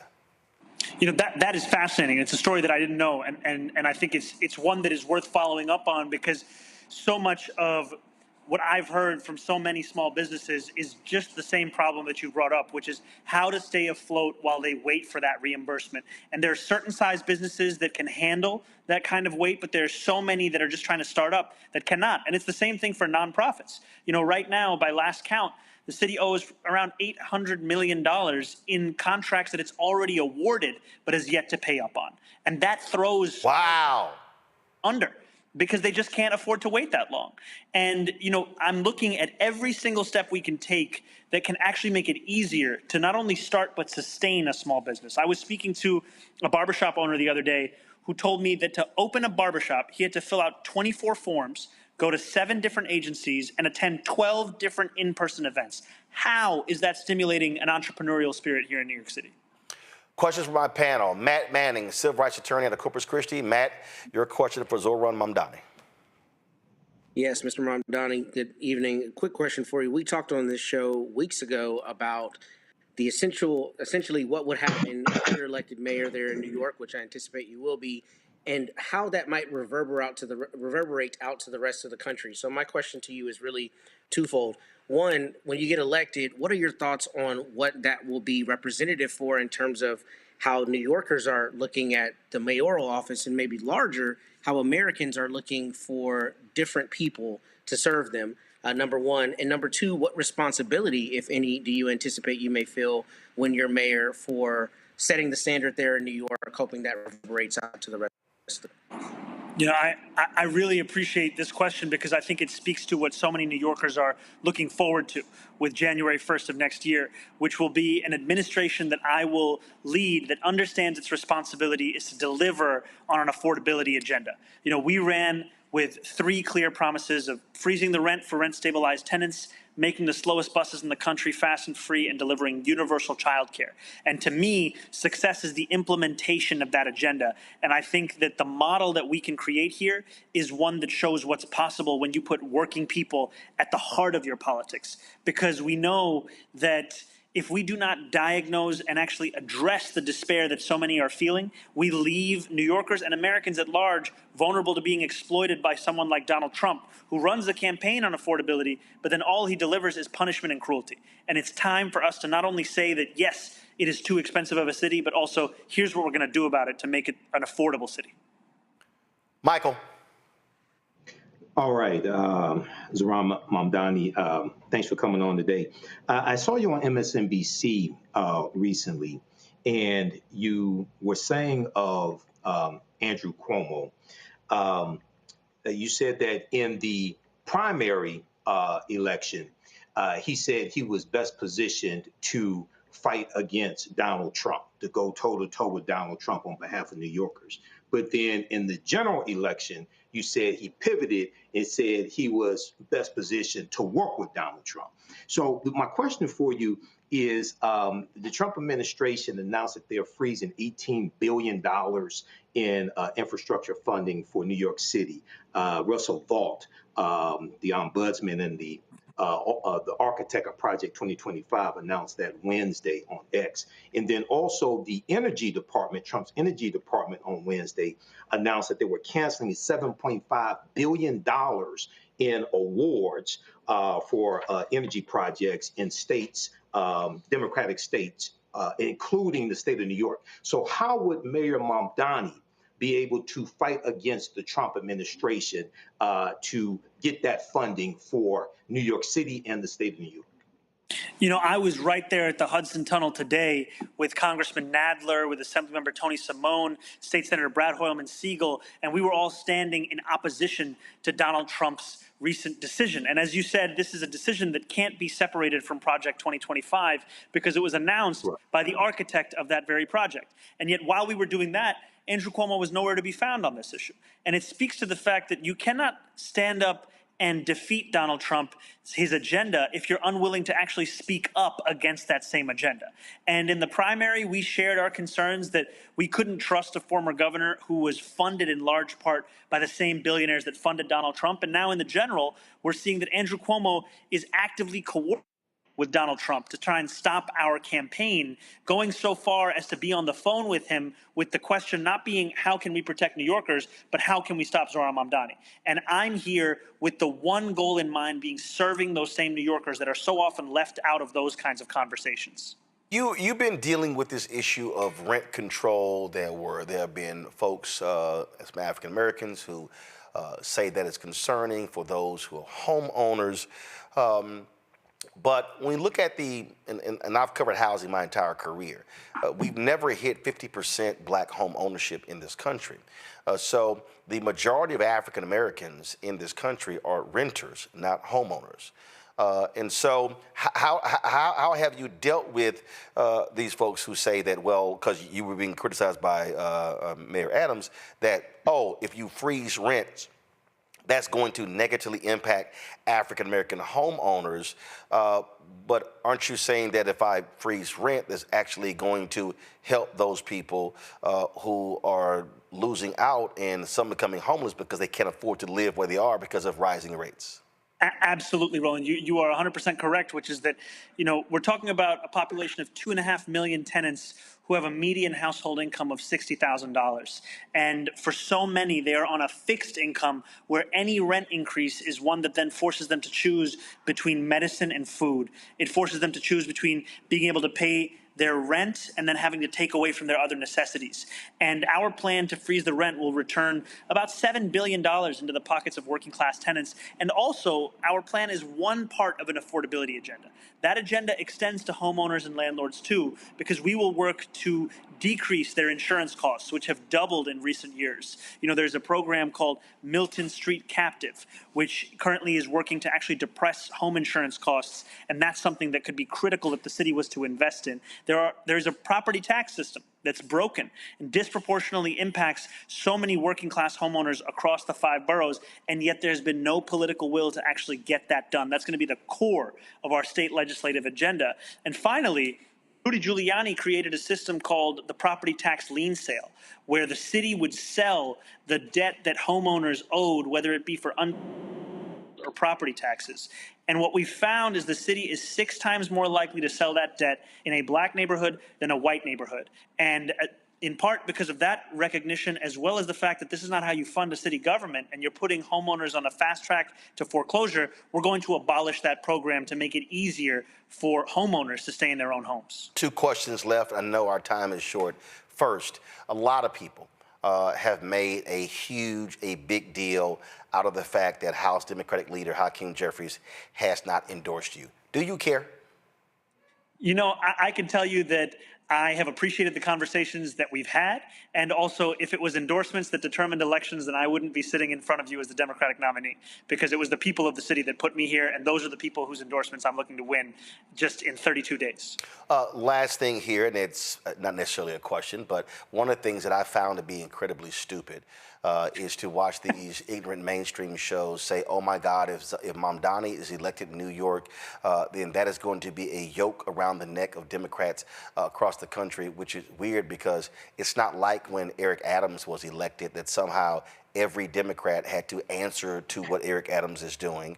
Before that, Michael Bloomberg, independent or really Democrat or Republican, whatever day it was. Before that, Deakins or Koch. And I just think, just for me, and listen, I worked at CNN for 6 years. I think the fundamental problem is national media. They actually live in New York City. They think it's all about them. I don't think, and this is no disrespect to you, I don't think there's somebody, any other part of the country is going to give a shit whether you were the mayor of New York City. It's not going to impact Charlotte, Houston, Dallas, anywhere else. And so I just think that's just the dumbest thing that I constantly hear. I appreciate that, Roland. The only thing that I would say is the only way we're going to affect those cities is by stopping this city from being so expensive that New Yorkers start moving over there. We're going to keep them here because it's going to be a city they can afford. Well, I appreciate you coming on the show. I've been definitely when watching the campaign, wanting to get you on. If you have time to stop by once more before this election, look forward to having you back on, and good luck in this campaign. Thank you so much, my friend. It was an honor to be here. Thank you. Thank you very much. Going to go to break. We come back. We're going to chat about that. You know, matter of fact, stop the commercial. I'm just going right to it. Let me go straight. Let me kill the commercial. So, Matt, here's the thing here. And again, I paid a lot of attention to this race. The reason Mamdani is doing well is because he is running a fucking brilliant campaign. I don't care what anybody says. Listen, my parents have worked elections. My dad watched news every day. My God, they're at my house now, and he watches the local news here. I don't even watch local news. Okay, so I have had to watch the news my entire life.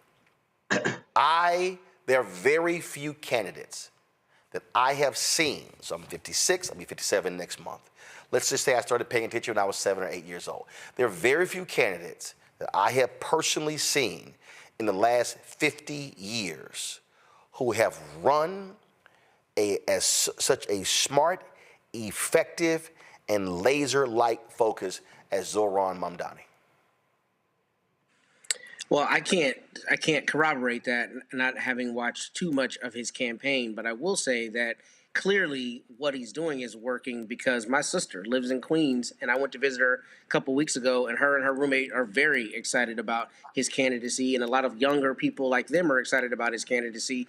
And I think right now, at a time where a lot of people are just desensitized with politics or otherwise feel like no politician is to be trusted, or the federal government, we've got a king in office who's, running roughshod over everybody. Clearly for him to be making the inroads he has and to have won this primary is a testament to him doing something right. I don't know exactly what you mean, if you mean specifically that he's using social media in a certain way, or he's speaking just laser focused to those issues. But I will say the kitchen table are clearly the issues that people are worried about. I was at an event this weekend with somebody running for Texas comptroller, and all he kept talking about is that all people are talking about to him on the campaign trail is money, cost of things, affordability, in a different context than in New York. But if that's what you mean, that's exactly what you're supposed to do in this moment, because it's the topic du jour at every kitchen table and in every house, the cost of everything and how it just seems to be going up, and wages are clearly not keeping up with that. So if that's what you mean, I agree. Here's what I mean, Michael. Again, I'm looking at the totality of this. I'm looking at how he communicates. I'm looking at taking on the questions. I'm talking about in that first debate, when they asked the question, what's the first thing you're going to do, or what's the first place you're going to visit if you're elected mayor? All of these candidates sucking up to Jewish voters in New York, I'm going to Israel, I'm going to Israel, I'm going to Israel. Mamdani goes, I'm going to visit New York City. And the reason it was a brilliant answer, because He's not running for national office. I totally understand the Jewish population in New York City and the state of Israel. I get that. But his whole deal was, I'm the mayor. He wasn't trying to be this foreign policy expert. It was a brilliant answer. The commercials, the social media, how he's engaging voters. Somebody actually sat here and hit me and they said, come on, Roland, Kamala did. No, she didn't. I'm sorry. She had 107 days, but I'm telling y'all right now, Vice President Kamala Harris did not run a campaign like Mamdani. What I'm saying is, when I'm saying brilliant, I'm talking about how you communicate to voters, but more importantly, how you communicate, Michael, to people who have checked out of the political process. Yeah, a few things here. I've been observing his campaign from afar, and we've talked about it some here. So number one, he's down to earth. He shows up in places where a lot of the other candidates are not showing up. The video that he did dealing with the cost of halal food, I think it was, with the push carts, the food trucks there in New York City, was a stroke of genius, because what he did was he talked about their cost and how it was also related to city government, city hall, the red tape that they had to deal with. Right. So he showed bureaucracy. He showed bureaucracy, red tape, small business owner, cost of food. He hit all of that in one video. Right. And then what he would do to bring down the cost. Okay, that was a stroke of genius. Look, I've studied marketing. Okay, that was brilliant right there. And he's not scripted, so to speak. So yes, he'll have his talking points, but he talks like a real person. He's really relatable. And a lot of people, especially younger people, Gen Z, millennials, but especially Gen Z, they want somebody who's authentic. They want somebody who's not scripted. So in hitting on affordability and, dealing with topics that people can really relate to, this is what people want. So I think it's important for other Democrats, and I'm neither Democrat nor Republican, but I know who the hell is working against our best interests as Black people. I think it's important for other Democrats to study this and adapt it to their own personality, and their own skill sets. But and the other thing is, fire a lot of these goddamn consultants. No, actually, don't even hire them. Don't even hire them. Okay, all right. Don't even don't fire them. Don't even hire them. I just want again. I need people to understand. This is not, oh my God, you trying to get close to Mamdani. No, I'm telling y'all, the campaign that he's running is actually what we've long talked about. How do you make this thing personal to every single person? So I'm going to show you how this here. This is dated October 23rd, 2024. So this was the opening commercial for Zohran Mamdani in New York City. And I want y'all to watch this here. I need y'all to, and we're going to break this thing down, and I want y'all to, you're going to understand, this was October. This was almost 1 year ago. And what you're going to see in this commercial has been consistent for the last year. Watch this.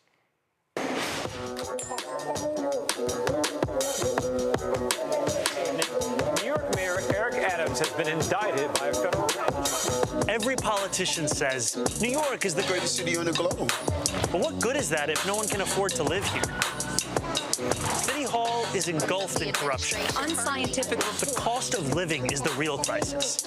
New Yorkers are being crushed by rent and childcare. The slowest buses in the nation are robbing us of our time and our sanity. Working people are being pushed out of the city they built. A mayor could change this, and that's why I'm running. I'll I'll make buses fast and free. So I can just get where I'm going. I'll make childcare available to all New Yorkers at no cost. I want to raise my kid in New York. And I'll freeze the rent for every single rent-stabilized tenant. These Eric Adams rent hikes are killing us. Life in this city doesn't need to be this hard, but politicians like Eric Adams and Andrew Cuomo want it to be this way. They care about their donors. They care about themselves. They don't care about you, the working class who keep this city running. This campaign is for every New Yorker who believes in the dignity of their neighbors. And the government's job is to actually make our lives better. We can afford to bring down the rent, have world-class public transit, and make it easier to raise a family. We can do all of that and so much more because this is New York. We can afford to dream. All right, so let me walk you through, again, how you run and you run smart. First, did y'all see him wearing a blue suit and a red tie? Nope. First of all, Zohran Mamdani is American, he's Ugandan, okay? All right, so you saw him wearing attire that speaks to who he is. To Michael's point, Matt, the consultant class would be, don't, you can't wear that. No. We're gonna poll test what suit, so it should be a blue suit, you should wear a dark, that's how they roll. When you look at the issues, it is the issues. He has been successful because he's not trying to speak to Wall Street. The problem with so many of these national media people who make millions of dollars, okay, they're the high earners. See, they see New York City through their lens, which is from the backseat of a car service. How he's been connecting with voters are the people who ride the subway, and if you do have some money, you take taxis. And that's what I mean. If you are a candidate running for office anywhere in America, and you're running for U.S. Senate, Congress, governor, you're running for county commissioner, city council, school board, DA, judge, you and your team should be studying how he's run, because it's about how do you connect with a person. Because I keep telling people, voting is the end. I got to get you registered. Before I get you registered, I got to give you a reason to get registered and then a reason to vote. And that, Matt, I think is the difference here. And that's why with everything they've thrown at him, numbers keep going up, up, up.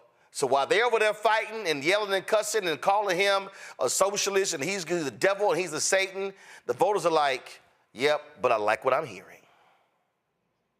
And I think to that point, it's a great point. To that point, I mean, the three women that were in that video were a cross-section of New York, right? Three women of different ethnicities, all speaking directly to one of his 3 points that he was going to address. And I think it's a genius idea, talking about not only kitchen table issues, but kitchen table issues that have the largest impact, that directly impact quality of life. I'm talking about, you know, you getting around every day. Anybody who's ever been to New York, a lot of the time you spend is, to your point, getting around. Are you going to Uber? Are you going to use a train? Are you going to use a bus? If you're getting on the bus every day and going to work and he's making it faster for you and making your commute easier, I mean, that's the kind of thing that is a deliverable that politicians don't often think about, but that's the kind of thing that changes, I think, lives. And I think what you're talking about is this is really a very broad-based approach. Like, I'm not talking to Wall Street. I'm talking to your average person about things that are going to make their life measurably better. And he said something in there that's funny, because I've said it basically as long as I've been involved in politics or interested in politics, is that the government should exist to make your life better, I think is what he said. And I think that's what people feel. That's the sentiment. But a lot of times people are disenfranchised with government because they feel like all they hear is squawking and they see no measurable benefit. They don't see less taxes. They don't see better services. And I think he's speaking to those issues that people feel the brunt of every day. Okay, here's an ad that I just think is insanely brilliant. This is what it says on Twitter. New York City, I can see a future with you, and it's one we can afford. Our new ad just aired during The Golden Bachelor. Y'all, watch this. You deserve better. You deserve to be able to raise your family here, to be safe, to travel where you need to, free of costs and worry. You deserve someone who works as hard as you do, who thinks about you every second of the day. That's the kind of mayor I promise to be. New York, will you accept this rose? Paid for by Zohran for NYC. Oh, I'm telling you, a consultant will be like, you're going to run an ad as if you're dating the voter? Brilliant! So I think that deals with, now, I don't watch The Bachelor.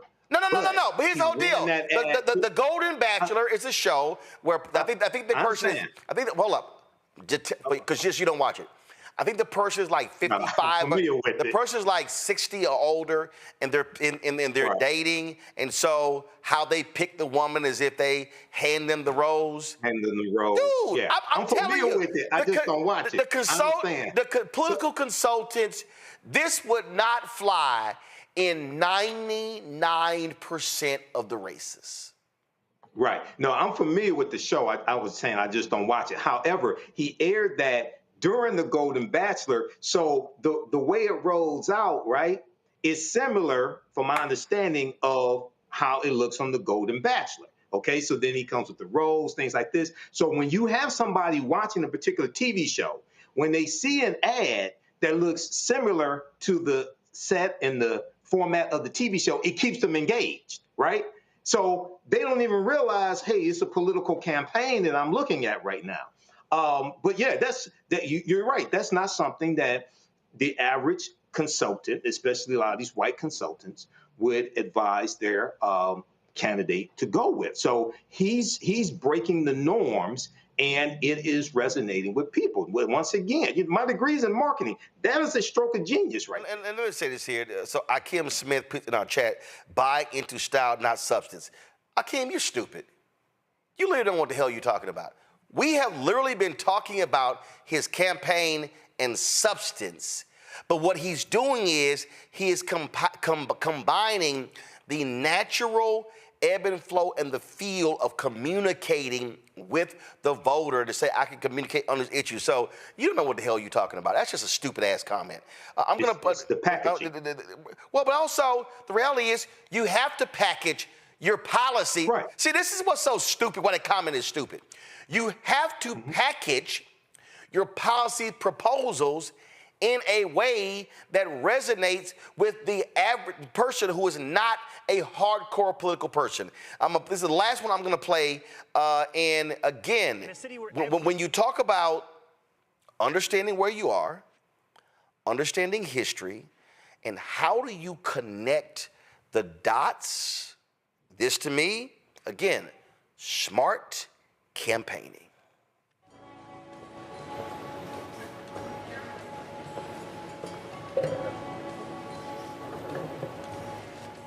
When Earl Manigault stepped onto this court at 99th and Amsterdam, the world stopped to watch. In a city where everything is contested, even the contrarians agree. No one dominated street ball like Earl did. He dunked backwards 36 times in a row for a bet. He could take a quarter off the top of the backboard. He had the double dunk where he'd dunk it and then he'd catch it and dunk it again. Manigault's nickname was the GOAT, but talent never made him arrogant. He was idolized as much for his kindness as his ability to dunk. That's part of why his memory lives on today. Unlike many with a gift, he never believed his hype. While the GOAT might have been on a level of his own in the 50s and 60s, his greatness faded fast after he developed a debilitating heroin addiction. He recovered, then relapsed, served time in prison, and ultimately left New York. The man who Kareem Abdul-Jabbar called the best basketball player of his size in the history of New York City never made it pro. Towards the end of his life, the GOAT came home to Harlem. Before he died in 1998, he spent his final years counseling kids, teaching them how to play and avoid his path. To many New Yorkers, he's still a giant today.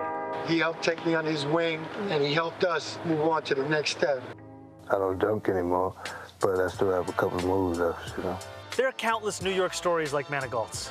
Brilliant minds, incredible athletic talents, lost to drugs or crime or alienation. It doesn't have to be this way. City government can foster supportive environments for our kids, and we can build spaces that give them opportunities to grow. As mayor, I'll increase access to sports, mentorship, after-school, and summer programs. We'll expand SYEP, or Summer Youth Employment Program, which builds confidence for young people and lowers chances of felony arrests by over 20%. And we'll tackle youth violence with safe passage and greater school-based violence prevention programs, mental health services, and school counselors. Here, at a park that many still call Goat Park, I can't help but think of something Manigault said. For every Michael Jordan, there's an Earl Manigault. We all can't make it. Someone has to fail. I was the one. With all love to the GOAT, I don't agree. This is the wealthiest city in the wealthiest nation in the history of the world. It's time we all make it. Again, smart campaigning, you take a historic, well-known figure. A consultant would say, no, we're not going to do something talking about a guy who was a drug addict. Oh, no, a guy who failed. We're not going to do that. No, he takes the story, New York City legend, and lays out in that 2-minute and 24-second video policies dealing with mentoring and other types of programming. Again, this is where I'm saying this is why he's winning. For all of these weak-ass, impotent, scared Democrats who look, oh my God, he's a socialist. Oh my God, I can't endorse a socialist. There's a reason he's winning. And I dare say he's going to kick Andrew Cuomo's ass. Yeah, you know, that's... Hold on, no, that's for Matt. That's for Matt. That's for Matt. Oh, I'm sorry. Yeah, I mean, I'll just say, you know, the establishment candidate isn't gonna prevail when this guy's talking to the people. I mean, that's ultimately what it comes down to. And I think that this is a really important point because we don't think about it, but I think your point earlier about the blue suit and the red tie, I mean, that's like so common fare. We don't even think about the fact that some consultant is probably saying exactly what you're saying. No, you can't break the mold. You can't break the mold. And here's what it is, right? Fortune favors the bold. So if you're taking that step and you're approaching it differently, clearly something's working when you have 75,000 volunteers for your campaign. I don't know about what the numbers will ultimately look like, but I think it's especially helpful when people are already probably distrustful of the old guard, like Andrew Cuomo, who's doing the same thing they've always done to the same people, speaking to the same people, trying to get the same votes. And he's talking to a much broader base and new entrants to politics. So I think maybe you'll be right in terms of the numbers, but even if you aren't right, if he wins, it'll be a testament to breaking convention and the value that can have. Quick break. We come back. We're going to talk about farmers with John Boyd, who is the National Black Farmer Association. And boy, these white farmers, all the white, orange MAGA-tears are aplenty. You're watching Roland Martin Unfiltered on the Black Star Network. Next on The Black Table with me, Greg Carr. An hour of living history with Dr. Richard Mariba Kelsey, thinker, builder, author, and one of the most important and impactful elders in the African American community. He reflects on his full and rich life and shares his incomparable wisdom about our past, present, and future. African genius is saying that my uncle was a genius, my brother was a genius, my neighbor was a genius. I think we ought to drill that in ourselves and move ahead rather than believing that I got it. That's next on The Black Table, here on the Black Star Network. Farquhar, executive producer, Proud Family. You're watching Roland Martin Unfiltered.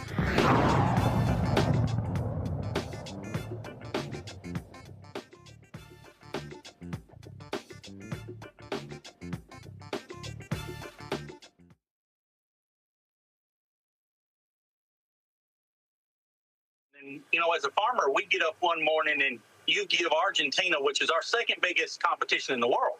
They're the largest exporters of soybean meal in the world. So I get up one morning, I turn the news on, and you give $20 billion of taxpayer money to my competition. And then the Chinese buy, I think the figure is 30 or 40 containers, ships, which is about 65,000 metric tons per ship, which is like 2.2 million bushels. So they buy 12 or 14 billion dollars worth of soybeans from the Argentinians after the tax holiday. And here's the caveat to it. They give $2.30 over the November board, while I'm getting 50 cents under the November board. So that makes the Argentinian soybeans about $12.42 a bushel. I think that's the real figure they gave. So all my premium went. Y'all, You gotta love it. Do I need to remind y'all, the last time that orange fool was in the Oval Office, do I need to remind y'all what happened? Same thing happened. This idiot comes in with his tariffs, wrecks the economy, destroys farmers. Take your pick. Mississippi, Louisiana, Arkansas, Iowa, Wisconsin, Illinois, Michigan, Pennsylvania, Nebraska. Any place where you got farmers, they got screwed. $25 billion in taxpayer money given to farmers because of his dumbass trade policies. So what does he do? He runs on the same policies. And you know what these dumbass white farmers do? Give me my MAGA hat. I love me some Donald Trump. And here we are, 10 months later, and they're crying like some babies. Oh my God, we're losing. The same playbook. And guess what Republicans are now talking about doing? Because Trump is now freaking out. They're talking about putting together a package, and I've seen anywhere from 10 to 35 to 50 billion. Oh, I thought y'all didn't like welfare. Matter of fact, Senator Joni Ernst of Iowa did an interview. She said, my farmers, they don't like welfare, but they need help. Oh, but y'all shat on student loans. Y'all shitted all over black farmers and Latino farmers when a deal was cut, and racist ass Stephen Miller blocked the money from going to them. Y'all shit on people who on food assistance. But now we're all supposed to sit back and go, these poor white farmers. And let me be real clear. When I say the poor white farmers, that bailout money, that ain't going no black farmer or Latino farmer. John Board is the president, National Black Farmers Association. And, it's hard for me, John, to say to hell with these red state farmers, but I'm sorry. They voted for his ass. And this happened last time. What the hell they think was going to happen again? Well, Roland, I told them that the tariffs didn't work the first time. They didn't work the first time.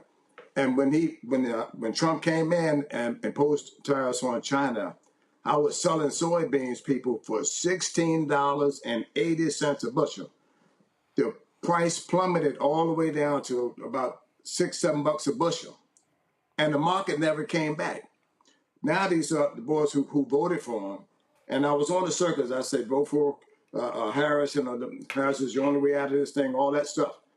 They voted for him probably 99%. Yep. They voted for this president. Now the black farmers ain't how far to fall. I want to be perfectly clear to everybody that's watching this. We've been down, everybody dumped on us. So we've been down, and we know what it feels like. We know what it looked like not to get a loan, not to get a subsidy, all these things. But them big boys, that guy you just showed, Trump got him, man. $20 billion to Argentina, man. $20 billion, and then they turn around and sell the soybeans with the money that this guy bailed their whole country out with, and left them high and dry. And Roland, guess what? The market ain't coming back because it is harvest season right now. So they having to take those trucks to the grain elevators right now. And this money that the president keeps talking about, the money's going to come out to tariffs. Ain't no money coming out to tariffs. That's a little ploy that he's trying to do for midterm elections to keep his friends happy. We're not going to get a damn dime out of no tariff money. It's tied up in federal court, as you know, Roland. You've been following this thing. There's lawsuits and there's judges that are saying what he's doing with these tariffs, he can't even be doing in the first place. So this president got his base. He got his base and he played his base, and the base is going to turn on him. I'm here to tell you, when them white farmers start going out, them farms ain't coming back. And people, they're farming in blocks, Roland. Not the average age of the black farmer is 60, and average farm size is 50 acres. They're farming in blocks. A block is 1,000 acres, people. Yeah, they start losing all this land, and Roland, guess who's buying it? Guess who's buying the land?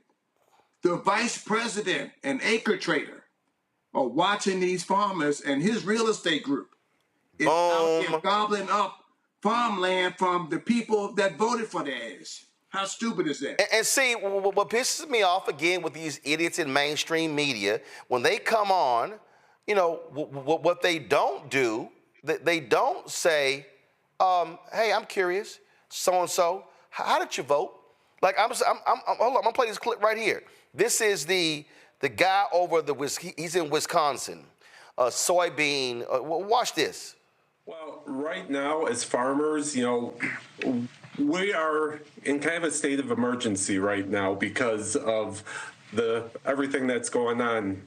And so we will take that money right now. We'd rather have our global markets open and be able to sell our product and, you know, make our money that way. But right now, farmers are needing some kind of assistance to keep going. We have farmers that are losing farms that have been in their families for generations. Yeah, no, and I wonder how many of those people, John, here in Wisconsin, Trump won that state, how many of them damn farmers, but see, if they go on TV, the first question should be, hey, white farmer, who did you vote for? Voted for him. The man did it last time. Like, I'm trying to understand what the hell do they think was going to happen. And Vice President Kamala Harris kept saying his tariffs are going to cause prices to rise and farmers go out of business. Oh, no, she's not telling the truth. Okay. But they're going out of business. And like I said, the whole deal with the president is they got a whole real estate arm that's going to be buying up the land, people. And Roland, last time I was on your show, I was saying to Black America, we need to be prepared to buy some land and group and start buying some of this land, because it's going to be on the sale block here real shortly. The market is not going to come back in 30 days. I'm sorry, it's not. And those guys cannot sell soybeans for $10 a bushel, because that's what the market is, Roland. $5 for wheat, $4 for corn. Guess what? I was selling grain in the early 80s, man, for just under that. And here it is, the year 2025, and this president is taking us to the lowest grain prices in history and the highest input. Nobody's talking about that. The highest input costs in history for farmers are right now under the 9 months of this president.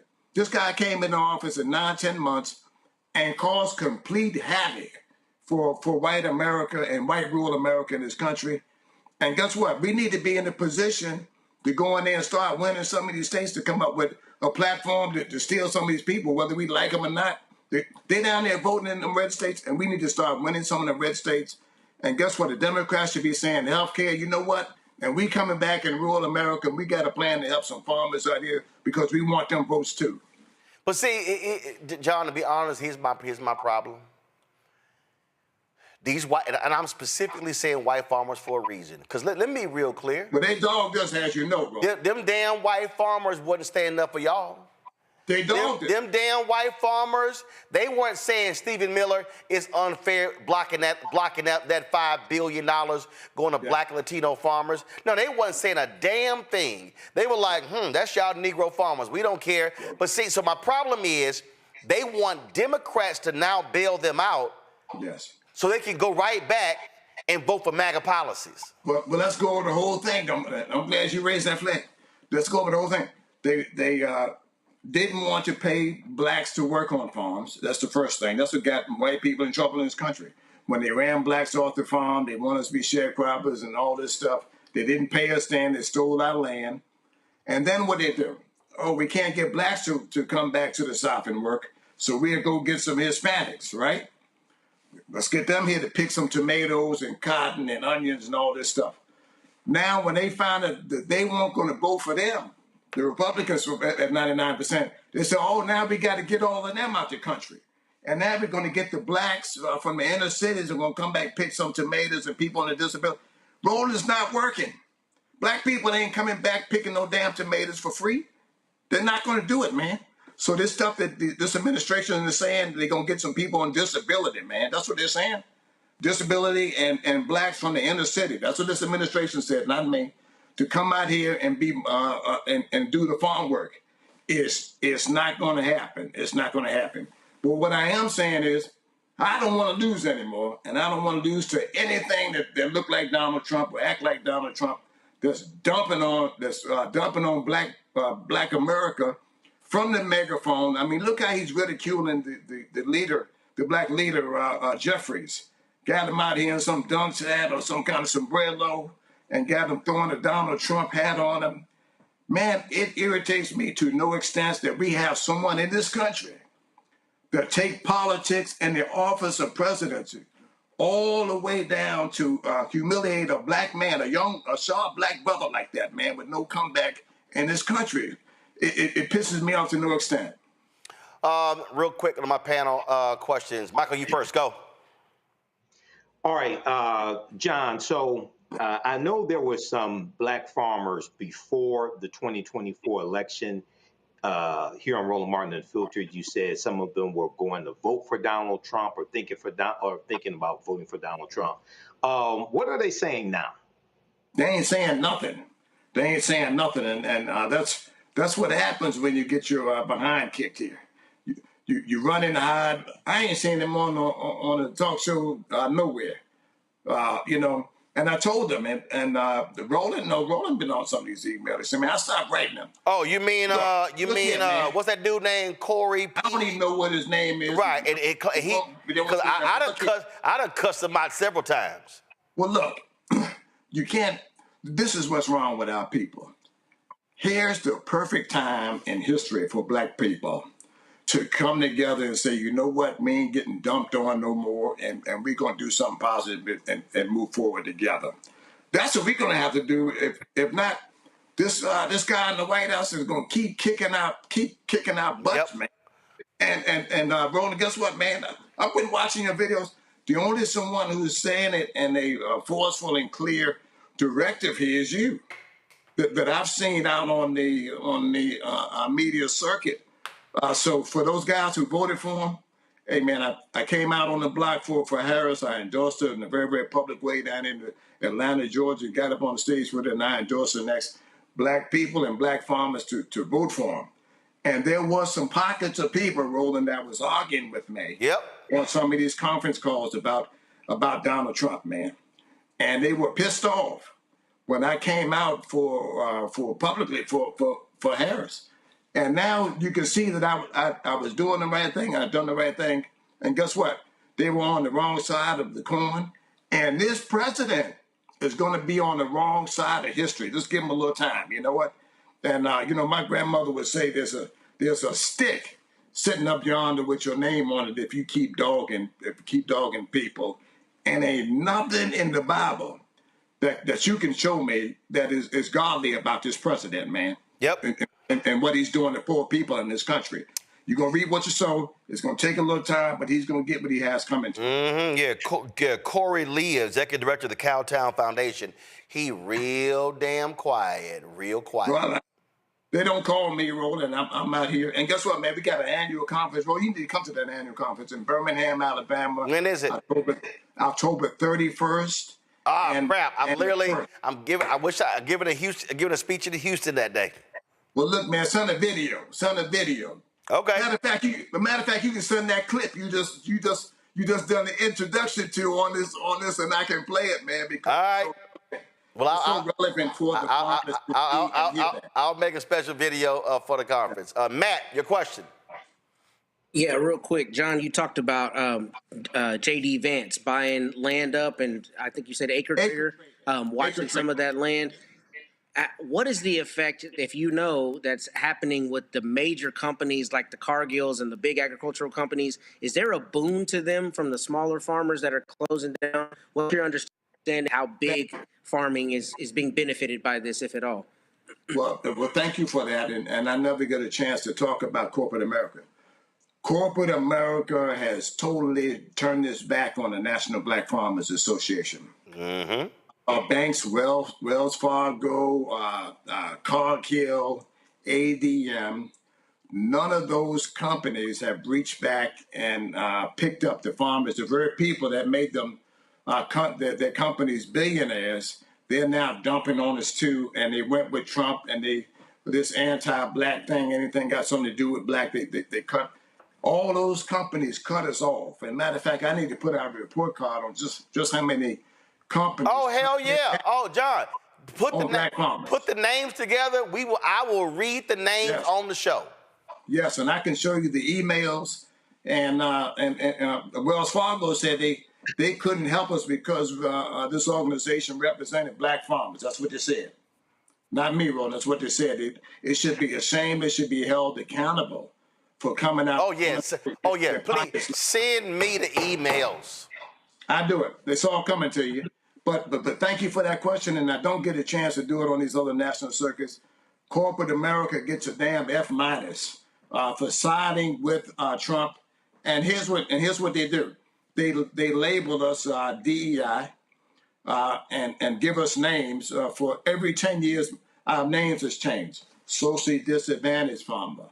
Hey, boys, you got to say farmers of color to advance your bill on the Hill. They change our names every 10 years. And here's what I'm going to say about this president. He don't care what they say. They're going on with their program. And when we get in office, they say, hey, boys, you got to reach across the aisle and they go over there and get some Republicans, man, to make anything happen here. This president didn't care. He's doing it by executive order. I had a $5 billion up, and Roland knows all about this.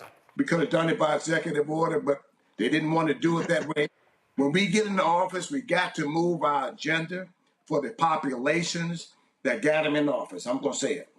And let's be real clear. You call yourself the National Black Farmers Association because you got screwed because the white farmers were getting all of the money, all of the resources, and so you were highlighting them. It ain't like the mainline Farmers Association gave a damn. They wasn't fighting for the black farmer. They were fighting for the white farmer. One of the most racist. Listen, it was a white man, a white member of Congress. Congressman David Scott told me this year. David Scott was the first African American to become chair of the House Agricultural Committee. Yeah. I think he said when Ron Dellums was on this, I forgot, long time, he said a white member of Congress said to him, if there's one thing that ain't gonna never happen, you ain't gonna never see a black chair of this committee. People need to understand the billions of dollars coming out of USDA. Their entire focus is for white farmers to get that money, white farmers to get that loan. They ain't and listen, this ain't Democrat, this ain't Republican, this is white. This is about that, and that's why Marcia Fudge wanted to be Secretary of Agriculture, and Biden didn't make her. He should have, and he put the former governor of Iowa. Hell, wasn't that his third time being Agriculture Secretary? Man, we didn't want Vilsack. I didn't want him. Yeah, Tom Vilsack. So people need to understand. This show and talked about that. People need to understand. USDA actually, y'all, has the largest bank in the federal government. Y'all, income. That's right. Y'all don't even understand how much money is in the USDA. $1 million for the top 10%, and white farmers receive $1 million a year annually. And they call it, when black people get on the program, oh, it's welfare, it's all this stuff. White farmers get $1 million per farmer, the top 10% in the U.S. Farm Subsidy Program. The average subsidy to a black farmer is $200. We're not even on the same wavelength, with our farm subsidies in this country. All this money that went out to white farmers, and they've been getting it for years. And we formed the MBFA because guess what? They was out here calling me a nigger, the man who worked there. They was out there spitting on me. They was out there seeing black farmers one day a week. They was tearing my application up and throwing it in the trash can. They don't want to talk about that. They don't want you to say anything about black. They want you to get away from it, but they want to give it all to white farmers. They want to bring white farmers in from South Africa and give them our land out of inventory. I say over my dead body, Roland. I'm telling you right now, somebody's going to have to take me out of here if they give us them white farmers from South Africa our land. Yep. They brought them here, gave them a path to citizenship, and now this president is talking about giving them homesteads and farms, things they've never done in this country for a black man. They brought him here because solely based on what? race, which is white, but they don't want to do a damn thing for you, for black, and they don't want to give us our land out of the inventory, their $5 billion for debt relief. They don't want to do it. But I ain't giving up. I ain't giving up, and I ain't giving up. Well, listen, we're going to keep highlighting this as well. This is why I created this platform, for you and others to be able to come on and to share these stories. That's critical. Before you go, man, I know you got to go, but look, this man right here on this screen has been my outlet when I got in trouble on the Hill and I couldn't get visibility on. You put me on your television show on prime time and put me in the living rooms of Black America, and you made them call their U.S. senators, and we got that $1 billion passed in 2010.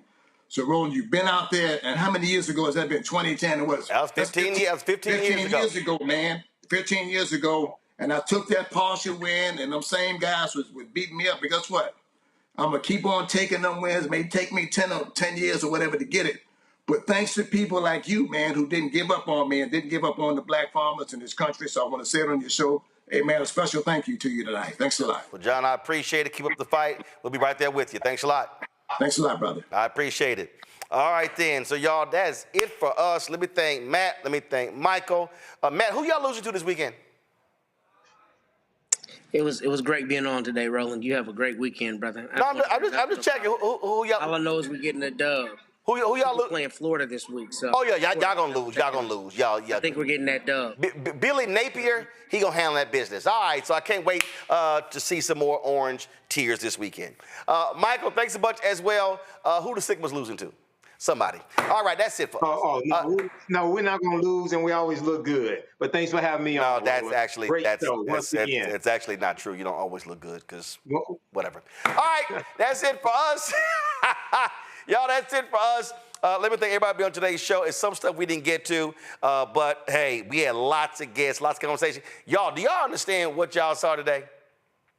Diddy trial Candace Kelly, Congressman Steven Horsford, Memphis, Tennessee State Senator Justin Pearson, Zohran Mamdani running for mayor of New York City, John Boyd, National Black Farmers. Y'all, there is no other show in America that does this every single day.